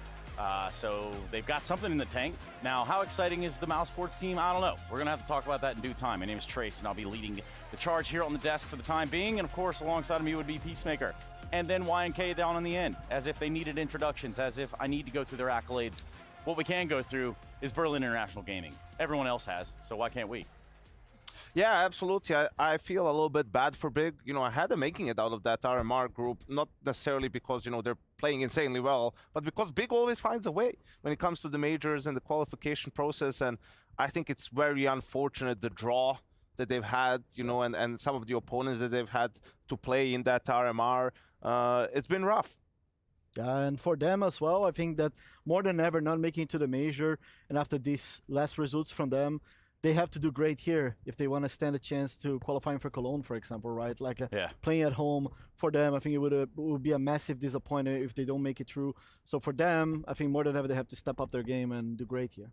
It's kind of a harsh reality of it too, you know, like that. It wasn't all that long ago that we were watching Big up there on the stage with a little bit of smooya and then all the other good fixins that go along with that. But now, you know, the big clan that we're seeing right here, we see Searson. We just significantly have a different lineup now. Yeah, not here anymore, right? And then people will, and that was by his own volition, Trace, that he sort of benched himself, and then Big has to figure it out. They bring in Hyped from the academy team, and man, he's impressed in a sense of, I think the expectations were pretty low. I think he surpassed them. He's been delivering impact. He's been delivering good numbers for them, but it's still not enough. They haven't been together for long enough to be able to overcome some of the obstacles. You know, they lose to 9 in a best-of-1 at the RMR in overtime. Then they play Vitality. They lose to Vitality in a best-of-3, NIP in a best-of-3, and then Cloud9 in the last chance qualifier. Like those are, all the teams they lost to, except for Cloud9 in the end, were the teams that made it into the major. Yeah, and on the other hand as well. I think Heroic's playing as well soon. Yeah, I heard that. I'm like, man, who the hell's screaming? Why are we screaming all the time? I don't know. What's up, Lewis? In the other hand, like I think we have to talk about Tabson as well. I was actually taking a look on his performance the past 3 months, and like it's just because like we have such a high expectation on that guy because like he's been playing insane, right? We all know what he's capable of delivering, but lately, like and surprisingly, he's the worst rated player past 3 months for that team. And when you talk about Big and the firepower and the amount of roster changes they have, I think that definitely took a toll on him, probably having to figure out like all the roles, how they're going to be playing. Suddenly you don't play with Searson anymore, and then you have a new AWPer who definitely needs experience, needs time to progress, and then also they're trying to play all 7 maps apparently. Of course. So that's always helps. Yeah, always helps. So that it's been hard for him, and yeah, I think for Big they need Tabson to put up big numbers as well. He's a very important player for them. Tapson putting up big numbers. I love what you did there. That really did kind of fully illustrate everything I need to know about the Berlin International Gaming side. Just kidding. Crimbo's got some words for us. What's up, Crimbo? Big are going into what could be considered maybe the toughest opening best-of-1 match, and I want to start on the fact that you guys have had a pretty rough couple of days, mate. It's the travel delays you had, flight issues. How are you guys as a team feeling mentally? I mean, we're feeling good, actually. Of course, I think it's the toughest loss, or like toughest, how do I say, time right now. Not making the major instantly, like one day after you fly to the next tournament, and yeah, it's like if you don't do the major, like it's even more important now, like these events. I'm in Brazil, it's such a big event. So, I mean, but the mood is good, we're feeling good, and yeah. But you only arrived in Rio like 12 hours ago. Normally I wouldn't be accepting excuses from players, but that's a pretty good reason to not be feeling good. But you still say things are fine. I mean, everything is good, like game is feeling really good. The mood is good. We even we had time to make preparation and stuff like that. So I think everything is good. That's really important and positive for you guys as well. Now, in terms of importance, how important is this event for you guys? The winner can qualify to Cologne, you know, also the ESL Pro Tour points. This has become a bigger deal for you now? Yeah, definitely. Like as I said, if you don't do the major, like these events are kind of more important now.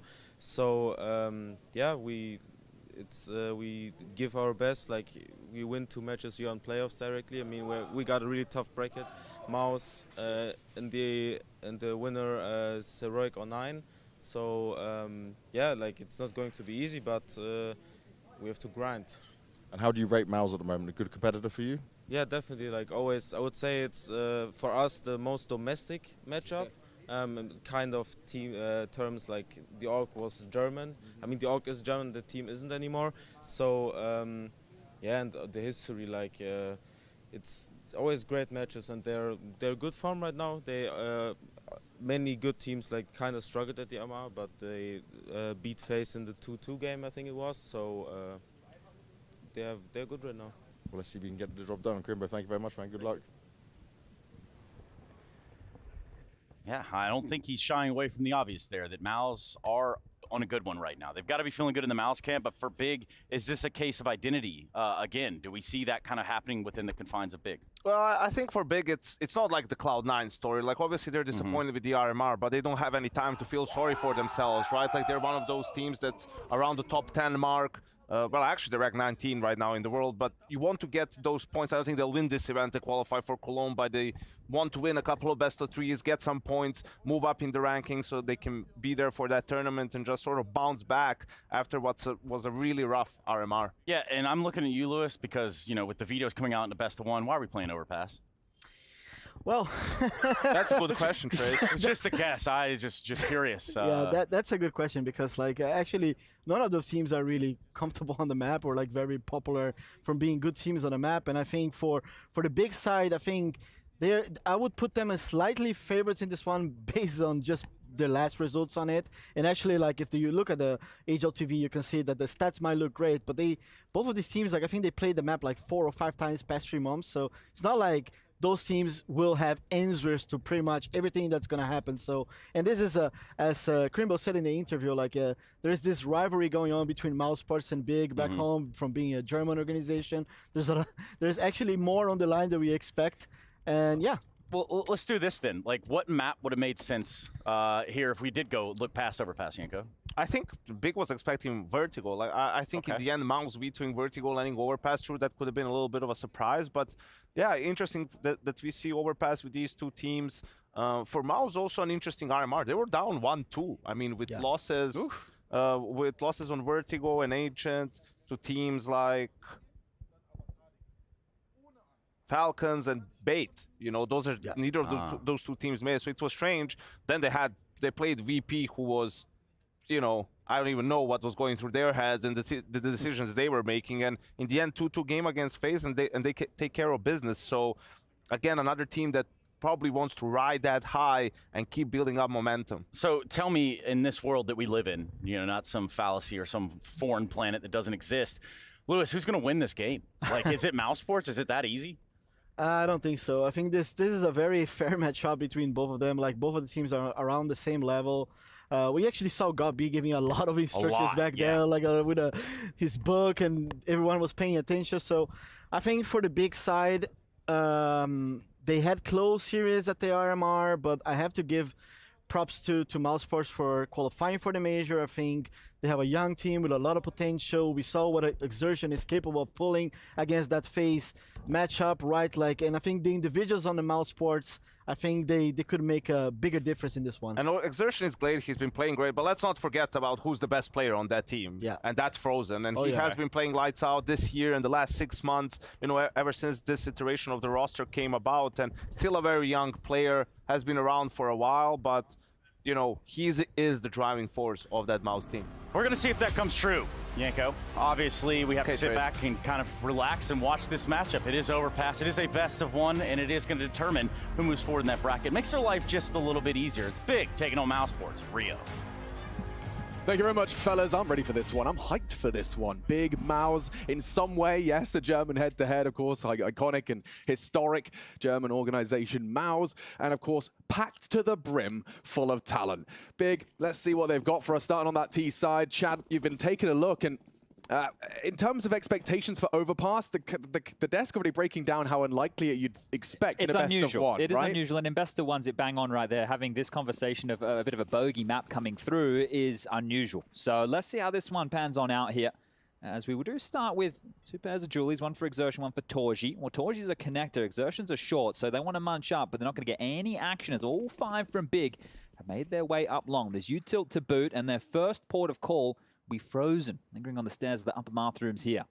Let's see what Frozen's got for us then. He's going to be taking intermittent peeks and going forced out by the decoy. Still hits a headshot, but Quito flattens him.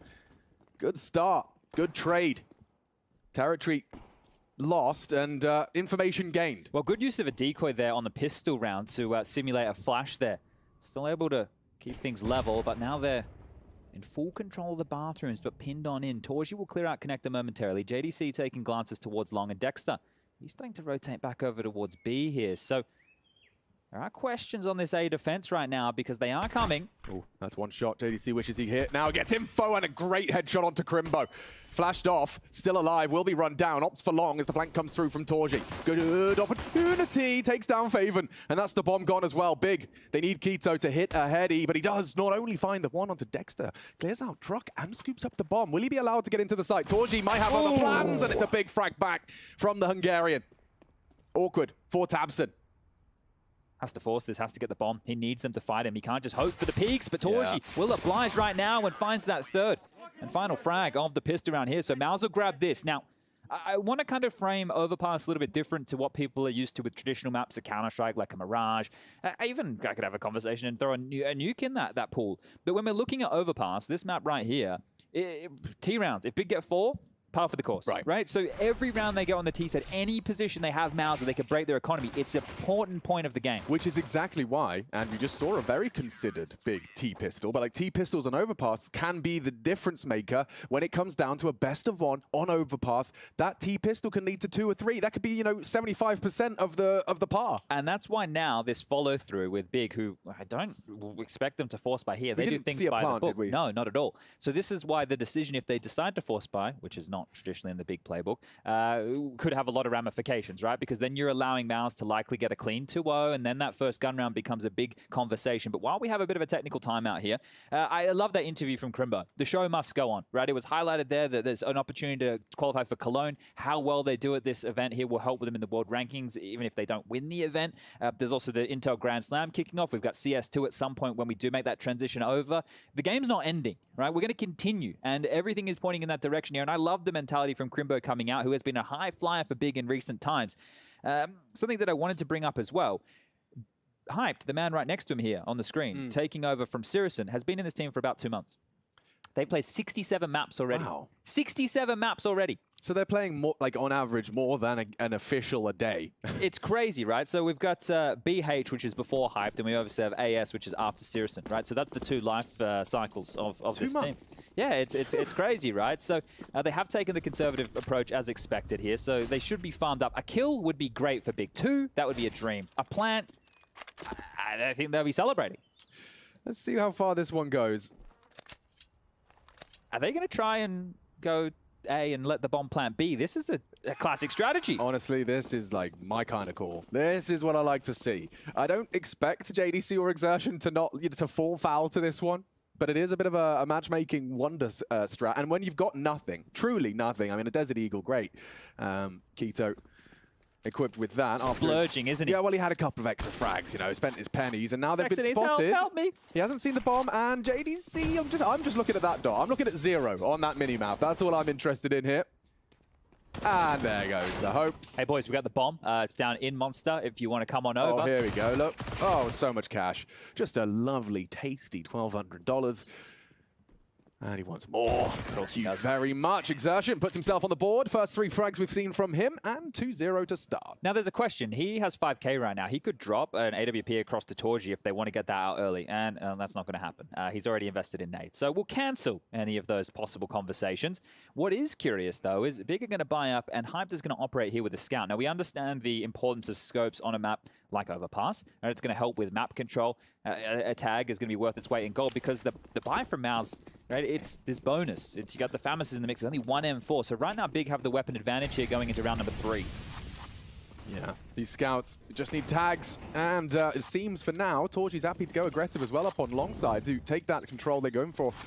What was essentially 3 members ready for any early action on this fountain. He's overstepped the mark, and down he goes. And there's the M4 gone. So now they're going to have to get this done with the weaker weaponry here. Now, Frozen has actually started over towards A with Dexter and Torji, the traditional A defenders. Frozen is the rotator player, and then you have the combo of Xertion and JDC locking down B. And, well, that combination is playing for info right now as Big are trying to take back long. Flashed off. Dexter doesn't drop, but still gets a tag and gets away with it. Okay. Could have been much, much worse. A full equivalent exchange, yeah. Just 2 scout bullets. Both now lodged in their adversary, and Exertion's going for something a little naughty. Well, they can't go back. I like the push. Yeah, it's going to do something, especially if his teammate had found that one. Frozen feels a little hard done by with just 7 HP left on Keto. That nade might do it. Not enough. And Dexter, yeah, nice work from Hyped. Nice swing into the angle, and it's all good in the big clan hood. These AKs converting, and it seems like Crimbo's ready for Xertion. Yeah, lovely. Really nice round. That doesn't really get any better than that. And you just talked about the value of T-side rounds. There's even more value in T-side rounds clean. And that one is almost spotless. And they didn't invest or make those upgrades, right? I mentioned that Exertion in the previous could have dropped an AWP across. Right. He decided to stick with the MP9 and just go for nades. Well, now Mauser actually just going to go for a half buy here because Frozen, Dexter, and JDC don't have enough for a full buy. And as we mentioned, T-side rounds, if Big can get 4 or 5, that's great, right? Actually, 5's a dream. 4 is great. You know, 3 or 4 is what I should have said. So this is a really good opportunity for them to build in early. So how much more pressure can they apply here? Again, on their default spread, Crimbo holding B, favoring the connector player, Keto, Tabson, and Hyped as the map control pack over towards A. And while a 4-man lean from Mouse early with a couple of these pesky pistols, it will just be Torji with a 5-7, jiggling for some information. But it has been predominantly A from Big in these first 4 rounds. And we have to wait and see how that plays into this because there's one curious thing with both of these teams and their approach on Overpass, a map that is towards the bottom of the map pool for both of them. But they both play their in-game leaders towards A, Tabson and Dexter, and obviously their AWPers, Hyped and Torji. Which normally the in-game leaders find themselves in more rotator roles. Right? They're the guy who tends to be dipping back between both of the sites here. So in this case it will be Frozen and Keto, I believe, filling those roles. But Crimbo having a little bit of a looky-loo here, and this is where the stack was only moments ago. So Mouse have fully rotated over towards A, and they should be able to waltz on in. A barrel's molly lands. Crimbo stretches his legs, and this is a great position to find yourself against an eco or a lighter buy. It's a really good position to aim at with that AK. A lot of favorable jewels that you can find, and they're in. So the bomb will be called back over. They can fortify this as Mouse look for whatever they can. The tail of this. Oh, Keto, he's starting to lick his lips because he knows the likelihood is he's going to hear a stampede of footsteps. Oh, actually, catch an early flak, early damage does dispatch of one. They're going to try and surge forward, and he handles it very well for the 3rd and down. AK-47 falls into enemy hands, but the damage inflicted, bomb and round secured. And Big Clan already kind of halfway there, you know, in terms of a successful T side. Chad's already set that line in the sand very clearly. Which is now needs to start seeing responses from Mouse going forward, right? They need to start locking things down on this CT half. And look, this game could play differently than most Overpass matches do, but if you have been watching Tier 1 Counter-Strike in recent history, it is the CT sides of Overpass where you're looking at like 10, 11, 12, and the T sides is about clawing it back and trying to get anything. Definitely. I mean, the double-digit CT side starting to become very much a trend. I think Overpass T side is the hardest T side in Counter-Strike. Do you think that's a natural product of the size of the map? I think that definitely has something to do with it as well, but there's also very limited options. And when you go for map control on the T side, the map is so vast that you can't cover everything. There will be gaps that start to manifest where the CTs can play for info. You know what is curious here? Just a little bit of history for everybody. Last time these two teams played was back at the Major, where Big actually beat Mouse in a best-of-1. So we're back in Rio. Maybe Big can do it again. Time to find out. Torji hyper-focused. He's got support. This aggressive CT setup. You can see the gap, though, and it's being exploited right now from Big. They're just gallivanting right now up long. Look at all the space that Keto's taking. So this is normally on a bit of a timer, and I think they've played ahead of that timer because they've been very laissez-faire about the space and the noise that they've made. I think it might have been Faven playing that Guardian pixel gap, so he saw like 1, if not 2, towards the underpass. Torji's going to get a shock here, I think, Alex. He's in a bit of a hot water. Yeah, oh, he's getting away with it. Straight away, goes for the re-peek and a scout tag to punish.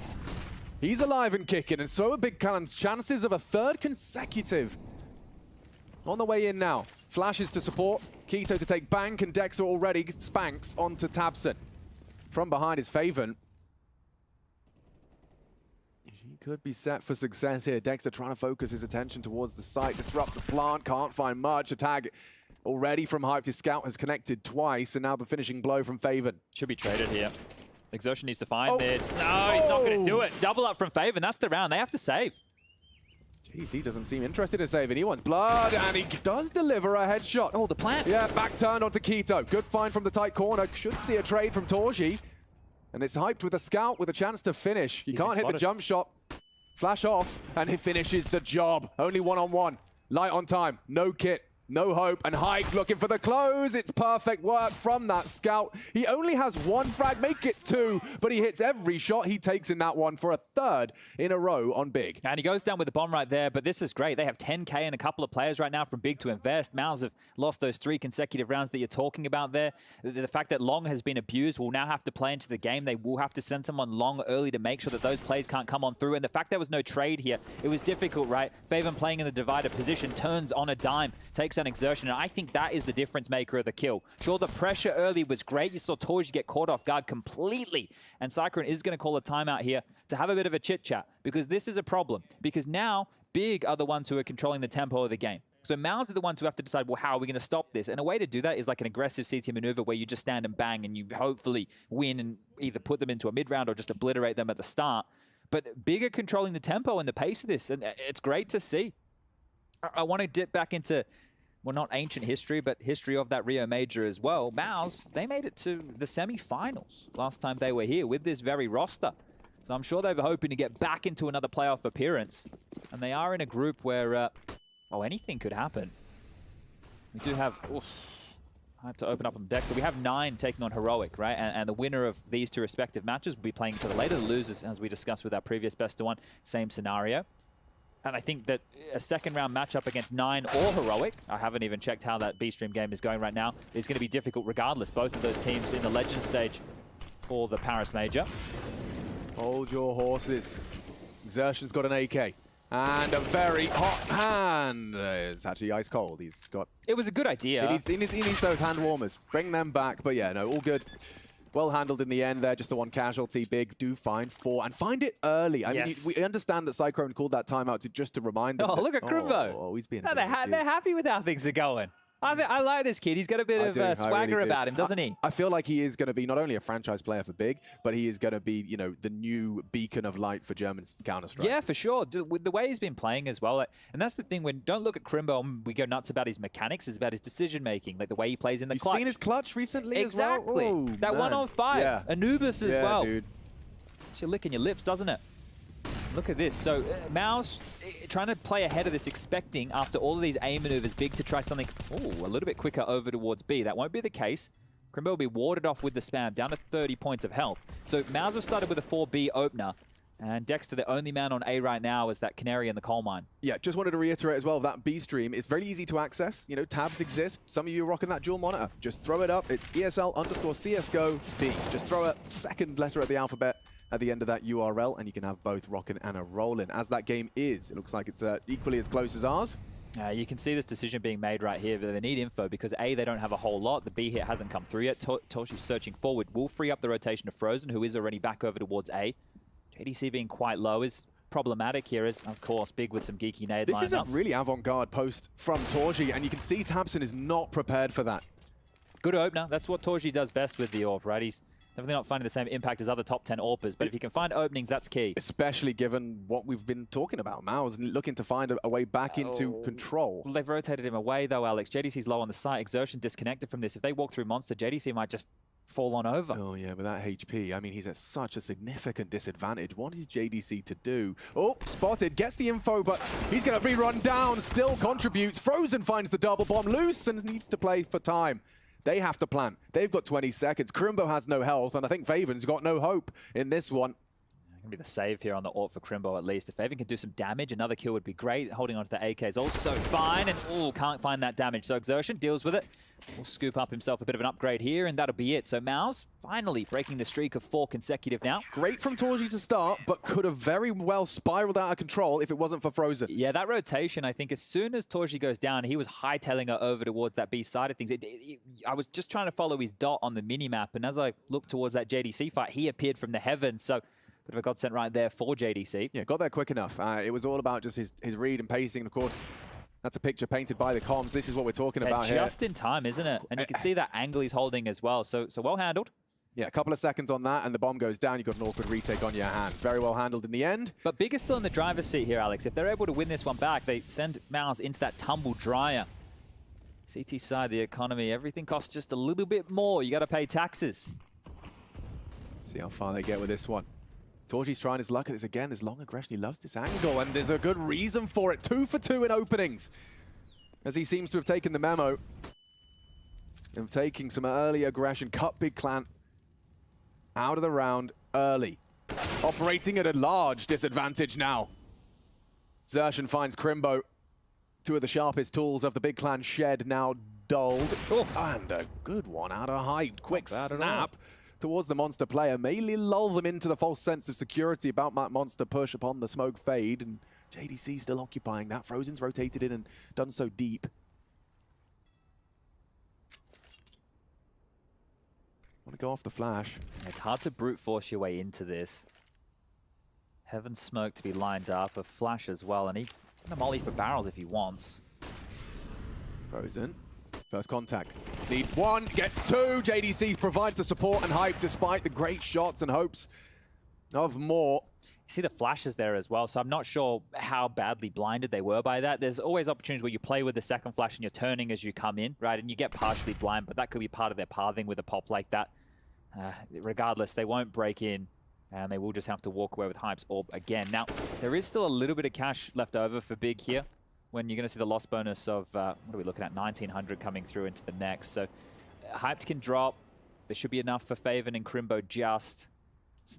Conversation of another buy, it still exists. Now, we did mention, 4 rounds being pretty good on the T side, but if you start the game 4-2 up, and then you lose the half 11-4, doesn't feel good going into that halftime break. So they will need, 1 or 2 more rounds scattered, and then you'll be very happy.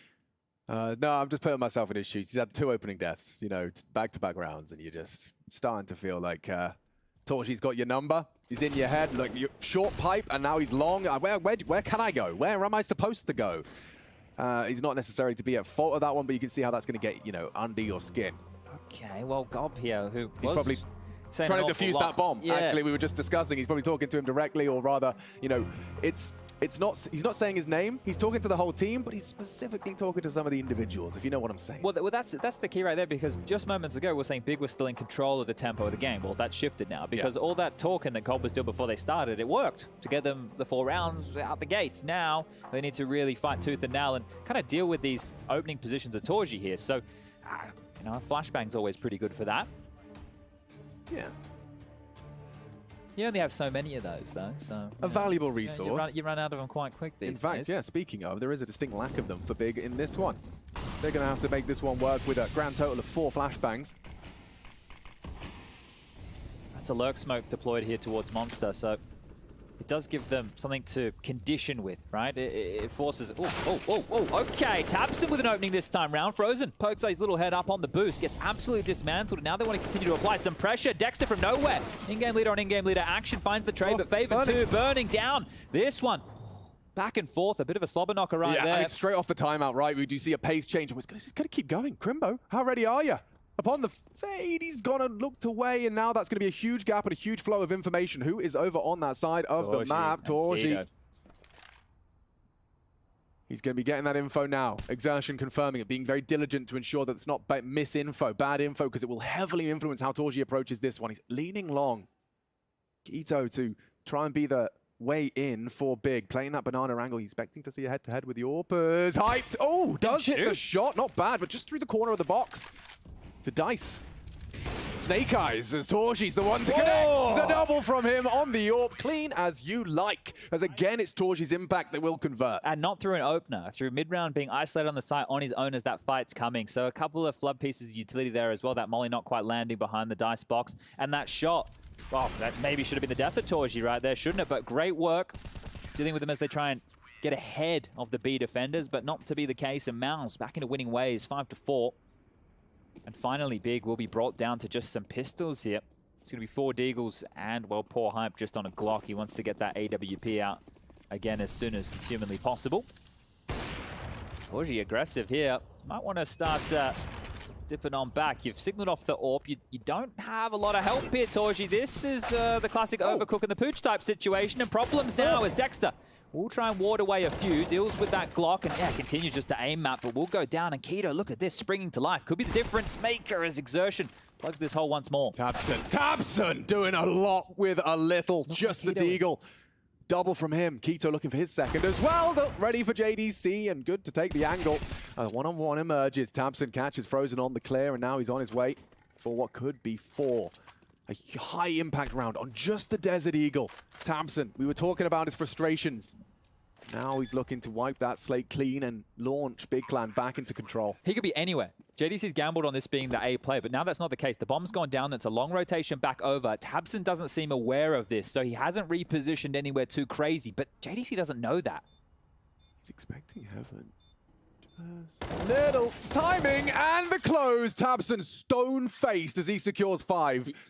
You got to be happy with that, mate. Surely. I'd be getting at least a little bit of a smirk on the face. That's a massive round to win. You came in with 4 Deagles and a Glock. Yeah, precisely. And it was that Deagle. That second especially, like running him down. You running broke into him as well. Let's see this from Quito. Bang. But Torji, he took way too many shots there. That entire opening death is on Torji, right? I've got to call that one out because he knew it was pistols. Yeah. He hung around way too long. Way too long. And look at the ramifications as we move into round 11 here.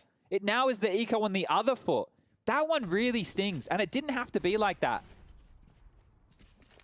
Wolf gets Fumph and likely Zex for Big Clan. This is already a solid haul, and it looks like Quito's going to get a rude shock if he does around that long corner. You can see 4 of them in the firing range, firing squad. The Deagle certainly no slouch on that long range engagement. Don't think Tabson's in too much of a rush, but it might be a fight forced. As you can see, P250s and USPs just patrolling. Oh, spots Dexter. That's enough of a distraction. Now is the time from behind. They're not activating just yet. They're walking. And so the element of surprise now as they strike. The bomb now down, and it should just be 1. Dear. But it's 2. The double USP ding from Frozen, getting a little bit of sweat on the brow, but there's a Faven spray. 1 HP left on him. Could have been another one. So high impact from Mouse on that, but making the most out of a very light buy. 6 still secured. Yeah, and 9 possible for Mouse here, but it means they need to close out this half now in consecutive fashion. Now, they will get another buyout. They took that eco for this very reason. That looks like a box fresh pad from Tabson. Look, if I was a pro and I was sponsored by any of these companies, I'd be whacking out a fresh pad every event. Yeah, like the Justin Bieber, Calvin Klein boxer kind of shenanigans. He's going to be cracking it out every single day, a fresh one out of the box. If you can, why not? The nade stack at the ready. Not going to do any damage here. Nobody home. Exertion needs to be careful there. You can see bullets coming through the boards. And it is another one of these 4-man B lanes from Mouse here, expecting a B execute. And Dexter starting over towards long here, making sure that timing isn't exploited again. So you can see the ramifications of that earlier round. Feels like many a round ago now where Keto just gallivanted up long, but now they're going to do a bit of a snake maneuver from the connector. It won't be the traditional that you see from a team like Vitality, who will just make their way up through the hedges and pivot up through mid. Fight, aware for the Exertion push. There's been a lot of this from Exertion and Co with the B pushes. Yeah, Thompson stomachs that one. Love the angle from Frozen here.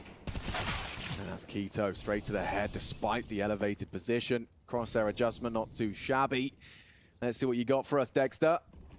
Timing everything. Keto so aware, had the advantage on the duel. Now JDC back onto one. Dancing around, a bit of a failed smoke there. Now fixed and remedied or not. JDC lacking the respect. He just pushes straight on through. Faven's low, but Hyped in him can make this 2-on-2 convert. Next fight is everything, and it's Hyped straight to the head on a slither, gap, snap. And it looks like 7. It looms unless Sershin's got some magic hands. The first is great, but Hype should have this. It's not ideal with the AWP. Take misses the first. The miss smoke, though. That was everything. He gets the info. What? I don't know what's going on, and he lets it slip. Sershin, he got the info, and Hyped. He is indeed excited with that one. I just want to know where the hell he was looking. Did someone have to tell him, hey, mate, you can hear him rapping around the box. Jumping. Yeah, he's on your left. But that right there was crazy. JDC was just pixels away from him getting that kill towards the dice box. You could see multiple occasions there where he almost had the finish on that fight. But Hyped here. What a cracker of a shot there onto JDC. And yeah, you can see there the pivot at the last moment to save the round. And this is a beautiful half now as they should even win it. Back down to just pistols again from Mouse. The international squad is scrambling on this CT side. Completely changing the script. We started off the conversation of this map. Expect 3 to 4 rounds on the T side. They're up to 7. They've doubled what we thought would be par for the course, and they can do even more damage here. This is great from the Germans. Such a big conversation to be had about them not qualifying for the major, what that means for the mental. But you heard from Crimbo. Apparently not just words, right? The show goes on. This isn't over. Counter-Strike continues. Sure, it's heartbreaking to miss out on that Paris major, but you've still got Cologne coming up. You've got the Intel Grand Slam. I know Big Gun in contention for that, but there's still accolades. There's still things to compete for, things to chase. Whew.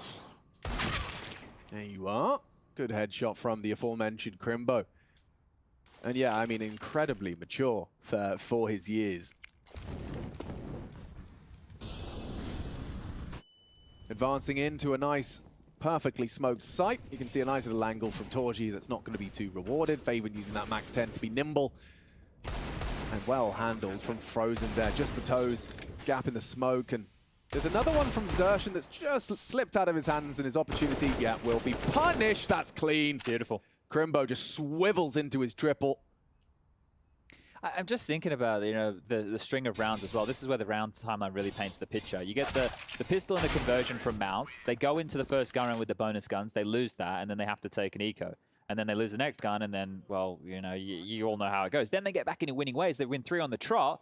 But once they lose, they're back into a bit of financial squalor. And when you consider that loss to the Deagle, right, with the overpeak from Torji, trying to be too aggressive against the pistols, gets punished. Dexter tries to trade, he gets 2 back. It's just not enough. Tabson steps up and clutches that round against JDC. It's very easy to see how we found ourselves at an 8-5 scoreline. So really, really good stuff from Bing, winning those key rounds. And now, finally, it looks like they're going to go hit this B site when it's not a 4-man B stack from Mouse. This could be a lot. And very quick, look how good the flashes are. 2 of them just doing the dance. Statues, useless chocolate teapots. It's below, yeah. Oh, hang on. Yep. Keto clean for the next, and Frozen's gone. The site is lost, and this is some brutal pace change out of Big Clan. And Mouse have expected it a couple of times. That's what the 4-man B lanes that they've done. Oh, seen another one. Keto just continues to farm them up here and chase that AWP. You know it's Torji. Why the hell not? But finally, they pulled the trigger on it, right? Because you've seen Mao's prepping for it, expecting, and now that blows come on in, and they weren't ready for it. Great calling here on the T side. Really, really nice. Keto especially. I mean, I'm very, I think let's not say I'm, it's nothing to do with me. We are very lucky to see Keto's kind of story arc evolution. It's a fun one. Especially considering, I think most people, you know, you could expect Quito to kind of be on the downturn when he departed for well, a long period actually. Yeah, I thought he was done. Yeah, we when thought he went was to the gone. academy team, I was like, okay, he's done. Okay, they right, don't, they're not getting what they want from him. That's it. We won't see any more of sent to Quito. rot, Yeah. you know, and to see him come back and also look like probably the second, if not the best tool in the Big Clan shed when he's on. But that's the problem with him before. The impact was there. We always, oh yeah, Quito's got a good deagle, or, you know, you can hit a couple of good shots. It's about the consistency and it's about the quality that you bring to the team, right? And being humble by going down to the academy team, that's going to make you pull your socks up, right? Yeah. And this is why teams with academy rosters and with a functional system like that have that ability available at all times. Well, you want to talk about academy rosters? Let's talk about Mouse. These boys have truly proven their worth. JDC, you've got Zershin, you've even got Cyclone, coach of the former academy team. Torji used to hang out there as well. You know, all of these boys have risen through those ranks and now find themselves, you know, in the real tippy top of modern day competitive Counter-Strike. Well, I feel like this one's coming back to bite them in the arse here, right? Remember the veto, how it unfolded. Mouse were the ones that banned Vertigo to take this to Overpass, and now they're going to have a very rough go of things when we flick on over. This will be a consolation prize if they can grab 6 going into half-time. And I mean, this is Mouse. They didn't realize that geographically, this is home for Big. It's actually a bit of a problem. They know these streets like the back of their hands. I love these final rounds. I always remember when I was playing, and you know that you have the advantage in terms of weapons, or you know the other team, they have no idea what you're going to call next. And you can take things a little bit more slower and default heavy, because a lot of the conversation, it gets even better when you're on 15. 30 to 40 seconds and do nothing. Let them make that first misstep. Because someone wants info. You know, there's only so long you can sit in TeamSpeak. You hear a couple of sounds, you're like, should we investigate that? Should we gamble? Should we be somewhere? Here we go. Smoke Banana. It would free Dexter up if he wanted to. He's actually going to opt for that close corner. Now, can sometimes be overlooked. Tamsin lining up for the long smoke to set up a crawl or a boost. Yeah, mate. Yep. All right. Yeah, Well, that'll do. I guess. Could have looked much more Could have been sexy. coordinated, And but it actually, doesn't matter. Dexter just took a jiggle as well, so timings have not favored them in this last round of play, and neither have the frags. There's 3. Dexter's a dead man. Oh, missed. Jimbo and Hyped. I'm not ready to call this the 6th for Mouse. Time's their problem. Yeah, but look at this. 2 on a silver platter. If Torji misses this shot, he does not. And a clean finish. Silver platter. If Torji misses this shot, for Mouse for a competitive best of 1 here. And just running him down. 13 seconds. He's looking for no scopes. He's looking for trouble. There it is. A 9-6 half. Big Clan in business for sure. Mao's going to have to screw their heads on tight for that second half. And we'll be RB.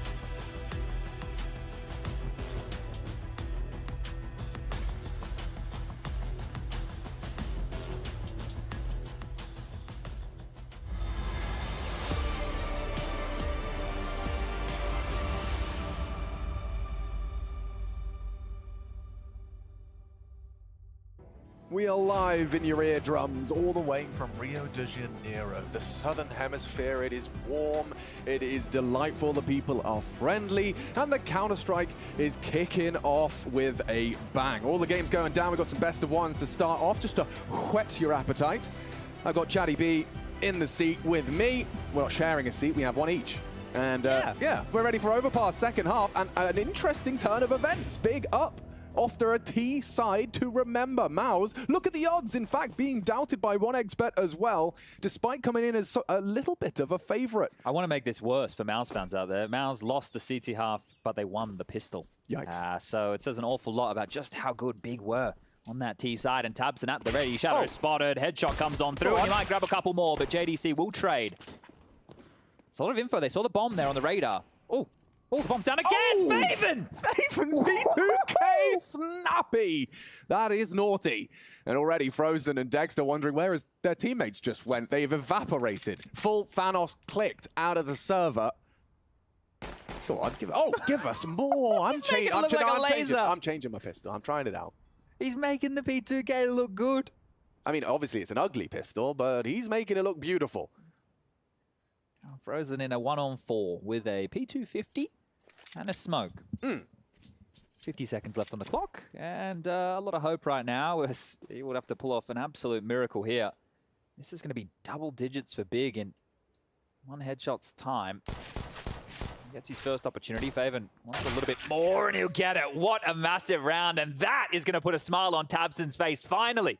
In-game leader brought his bloody couch cushion to sit on here today. What is that? Yeah, I don't know. That's a mutant-looking cushion right there. It's like when your mate sleep over and you're trying to somehow make some custom bed. Look at this first shot, by the way. He didn't move his crosshair at all. Like, just the shadow and click. Bang! Yeah, Faven, nice. That's round winning. Oh, thanks, Alex. Captain Obvious.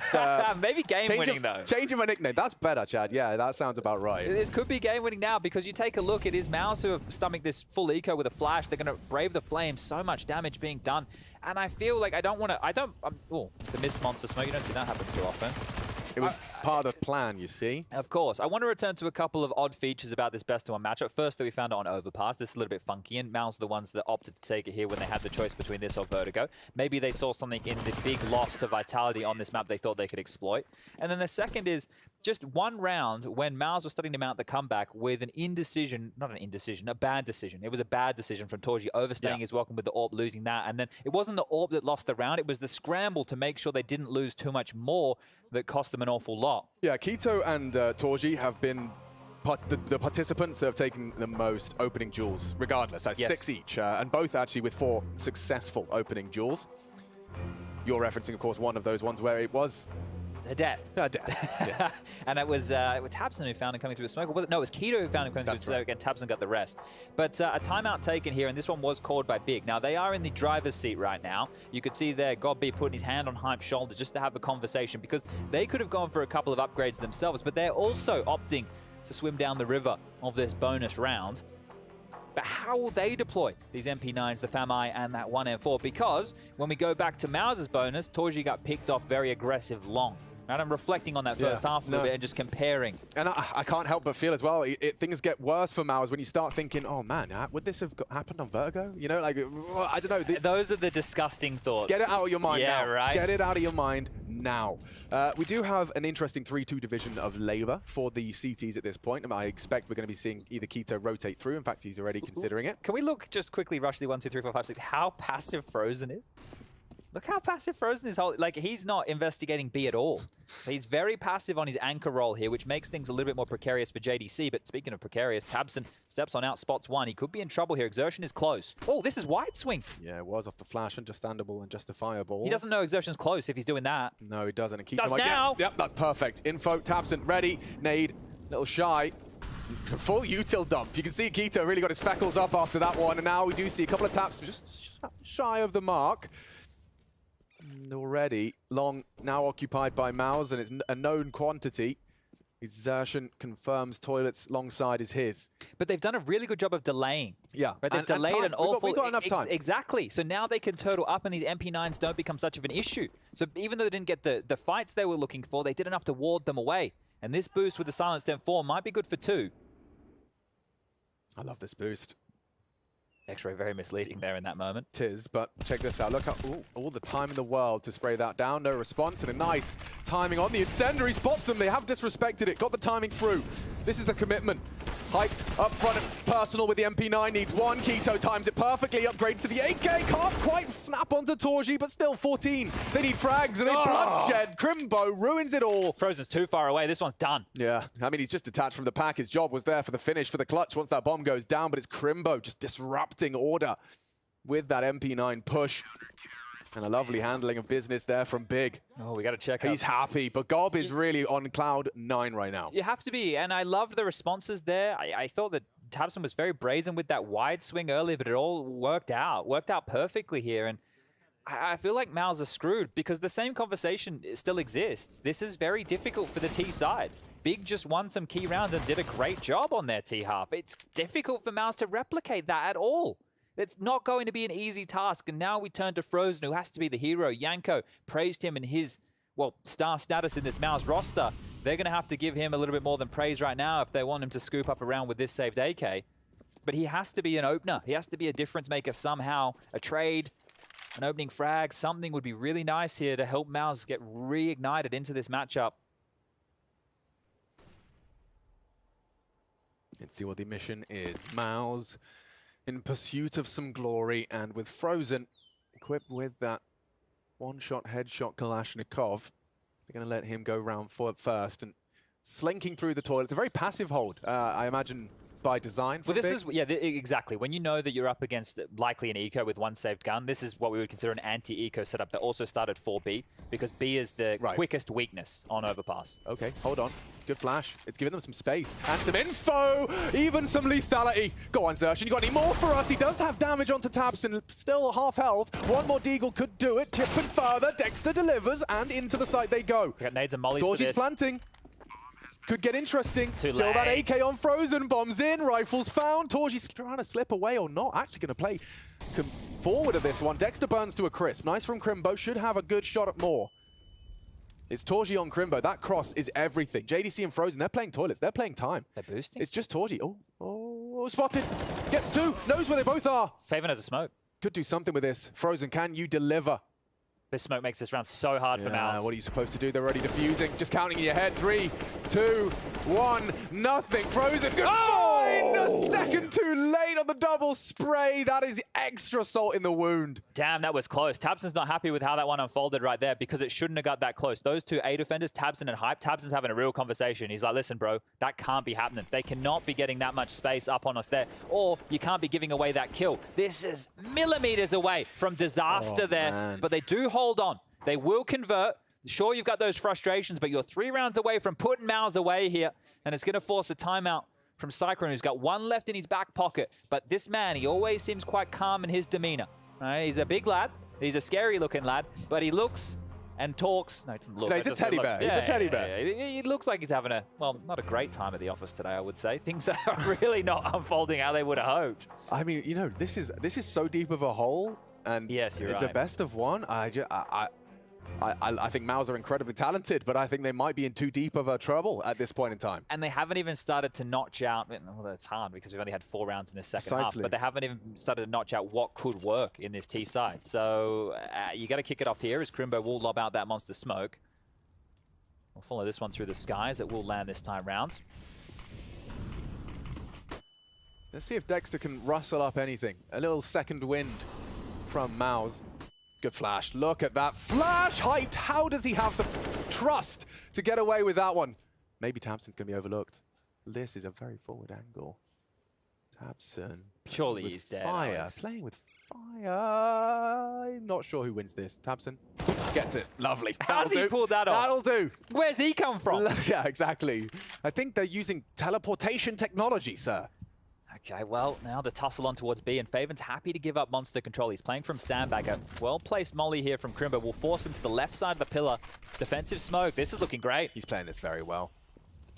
I mean, you have to just respect that or brave the push. Whoa, or die to a spray. Crimbo, god tier on that one to convert. 14 in the bank. And Maus, they are running out of chances. Now, one of these two teams made the major. I'll let you guys at home determine which of the two it is. Bloody hell. I mean, I'm just so confused why we're even here. Overpass, that is. Not, Yeah, not exactly. Rio de Janeiro, right? No, well, we're here for a Counter-Strike Yes. event. Oh, thank you. Oh, that makes sense. Thank you. But you're right. I think the Overpass is one of these scenarios where it is towards the bottom of both of these teams' map pools, and I think Mal's thought that maybe that was an advantage for them here. But Big have come to play today. They look more than well prepared. I'd love if we can get an interview after to hear if Gob was ever expecting this. Ouch. Torji, we talked about him. It's, you know, it's a 1 or a 0 when he goes for those, and this time a big goose egg. Fortunately, kept level.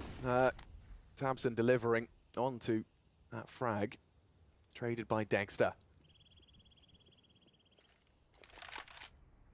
This is where I'm more interested in what Big decide to do here within the mid-round than that of Mal's, because Big having a lead like this can opt to take a couple more risks. I'm with you. You could gamble a site. It's fine just to save and lose this round. You could go for any type of aggressive play that you're hoping for, like this. Hyped. Hello, long-range search. A great shot onto Frozen. He knows that's the B defaulter gone. So good information now. If he finds another frag, or at least some more info, as Keto's done exactly that. Exertion peppered on down now. Yeah, Keto actually converts that as well. Oh, Keto, round winning. On to those two. JDC alone. Bomb lost in the underpass, and nothing more to be found on this B-bomb site. Now, he has got 38 seconds and counting. A smoke grenade's nice, but knowing that bomb and so many uncertainties as to where these CTs are going, because every second that passes, they're burrowing into deeper nooks and crannies. Look at Keto. You've got you locked out. Faven's got your other exit covered. B's his best bet. He's got no time, he's got no hope, he's got no chance in this one. Going to walk into the AWP, and there it is. Faven will be securing that one. 15. What a lead this is for Big, and it is so difficult to see any way back in for Mouse, who don't even have enough money to operate with a full buy. They're going to call their final timeout, the last-ditch attempt, the last chance, the last hope. And what do you have? This is where you need a pocket strat, something with Galils or Tech9s as we bring up the round timeline right here in this second half. It's not lying to you, not a single round so far for Mouse to boast on this T half. And their CT side, it even came with the pistol and the conversion. So really weak stuff from Mouse here today. And this is a Big who you would expect to come in burdened by the emotions of not being able to qualify for the Paris Major. But they've come in looking free. And this is the conversation that you need to have about Cloud9 as well when we do get to their matchup later today against MIBR. Are they emotionally distraught? Are they completely removed? Is this game over as far as their heads are concerned, or is this freeing? Is this a chance for them now to just play a little bit more loose, a little bit more confident play for the future? Right. I mean, it is usually one of the two. The same stimulus and two very different reactions to it. See if they can succumb or overcome. Like, look at this. Exertion has an AK, but he only has Kevlar, and he's about to be dead to an AWP anyway, so it doesn't even matter. No conversation, not needed. Should be fine. Should. Oh, This is over. Oh, Hype's going to be mad at himself. A little right and a left. Could have been another second frag for him. Opt for the no-scope. Nice punishment. And now Mouse, yeah, they're going to try and accelerate. They know there's going to be a likely gap. A risk taken by Hyped, and now Tabson having to pick up the pieces, and he's done so onto JDC. More from the leader of Big Clan. He wants this done. He's already got the fork. He wants it in, and he wants to call it done. Only Torji, only Frozen, and Mouse. This is going to be a little bit, this is going to get you shell-shocked. You know, this is going to have your brain rattling around inside your skull, wondering if there's more to be done. I like the angle he found on that one, but Frozen falls, and Big Clan.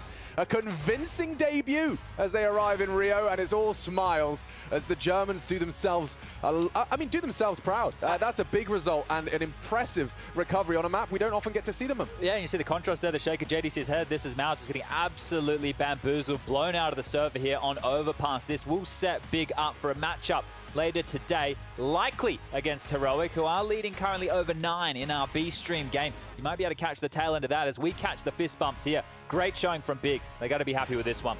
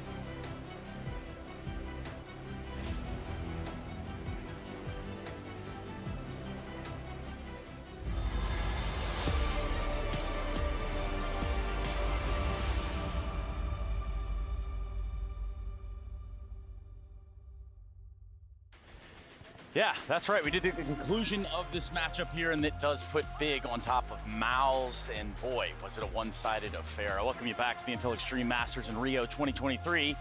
And what is our second game concluded here on this stream? Now, of course, this is the group stage. We are just getting started. These are best of ones, all those caveats right out of the way. We're standing here with Taps, and that's really what matters in this moment in time. What's up, man? Congratulations. Thank you very much. Yeah, so right out of the gate, you guys, did you expect to play Overpass here? To be fair, no. We expected Mirage, and we said, like, hey, if it's Overpass, we just take it how it is, and we play our game plan and just play our strength. I think you could tell early on your T side, even though you guys lost pistol, you know, you had a lot of initiative, you were playing pretty fast, you were taking map control early. Were you feeling confident coming into this matchup? What was the reason behind it? 100%. We felt really comfortable with Overpass before as well. We played this map kind of good. Also individually wise, we know how to take room, how to take duels, which are needed. And we knew that their Overpass is not the best, and therefore I was like kind of surprised that they let it go through. Yeah, congratulations first of all, and I mean, I think it's nice that you mentioned about Mirage, because like I was very surprised with the video. I think they kind of over-respected you guys a lot, you know, just by letting their two worst maps through to be able to decide which one they would play, and then ended up for Overpass. I mean, not taking any credit away from you guys, I think you guys did great. But like before on the desk, we were talking about you specifically. Like I think that I know how hard it has been for you guys, a lot of roster changes that you guys went through. For you as an in-game leader as well, like we briefly mentioned that, yes, your stats might not look great right now in the team, and that's stats, it doesn't really matter much, but I kind of wanted to ask you, like, how does it feel for you right now in the team? Like, is that something that you're working on, like to try to be more impactful? Because we all know what you're capable of. Like you have been insane the past couple of years. Has anything happened that you kind of took away like a little bit of your performance, you think? I personally think, yeah, because of the roster change we had with Reserve, a lot of rhythm, a lot of routine is going out, and we need to get comfortable with hyped. There's a lot of micromanaging by my side, which he's not doing by himself at the moment, and we are trying to improve that. And that's why I need to look at the radar, need to look what's happening around the map, and I'm losing duels. And yeah, I got a nice tip from Gob. If I look at the radar or make a call and stuff, I should hide more, so I'm not staying in the open. But therefore, yeah, as you mentioned, I think my skill at the moment is not the very best, but I'm trying to improve and try to keep up the ceiling high, and we will see what will happen in the future. I don't know about Peacemaker, man. Like, I think you're great. I think you're doing great. Tell us about this round, because this was the turning point in the game. You remember this? Look at this. Bang! Bang! Talk us through. What was the calm like? How was it from your perspective? In the very beginning, I missed a couple of shots of deals, and then after I knew if he overpeaks, the round is kind of open. The AWP died. I know exactly how it feels like. If I'm the CT and I overpeak, I die as well. Round is totally open. It's a 3v3. I knew he was on A, and that's why I went B. Obviously, it's a really easy situation as T. I just smoke heaven. I knew exactly where he's coming from. If he's trying to outsmart me, he's coming from short. He needs a lot of time to come to the flank. And yeah, after I knew it's a 1v1, I kind of took the duels as well, because I know what I'm capable of. You were feeling it. You're feeling it, yeah. Yeah, definitely.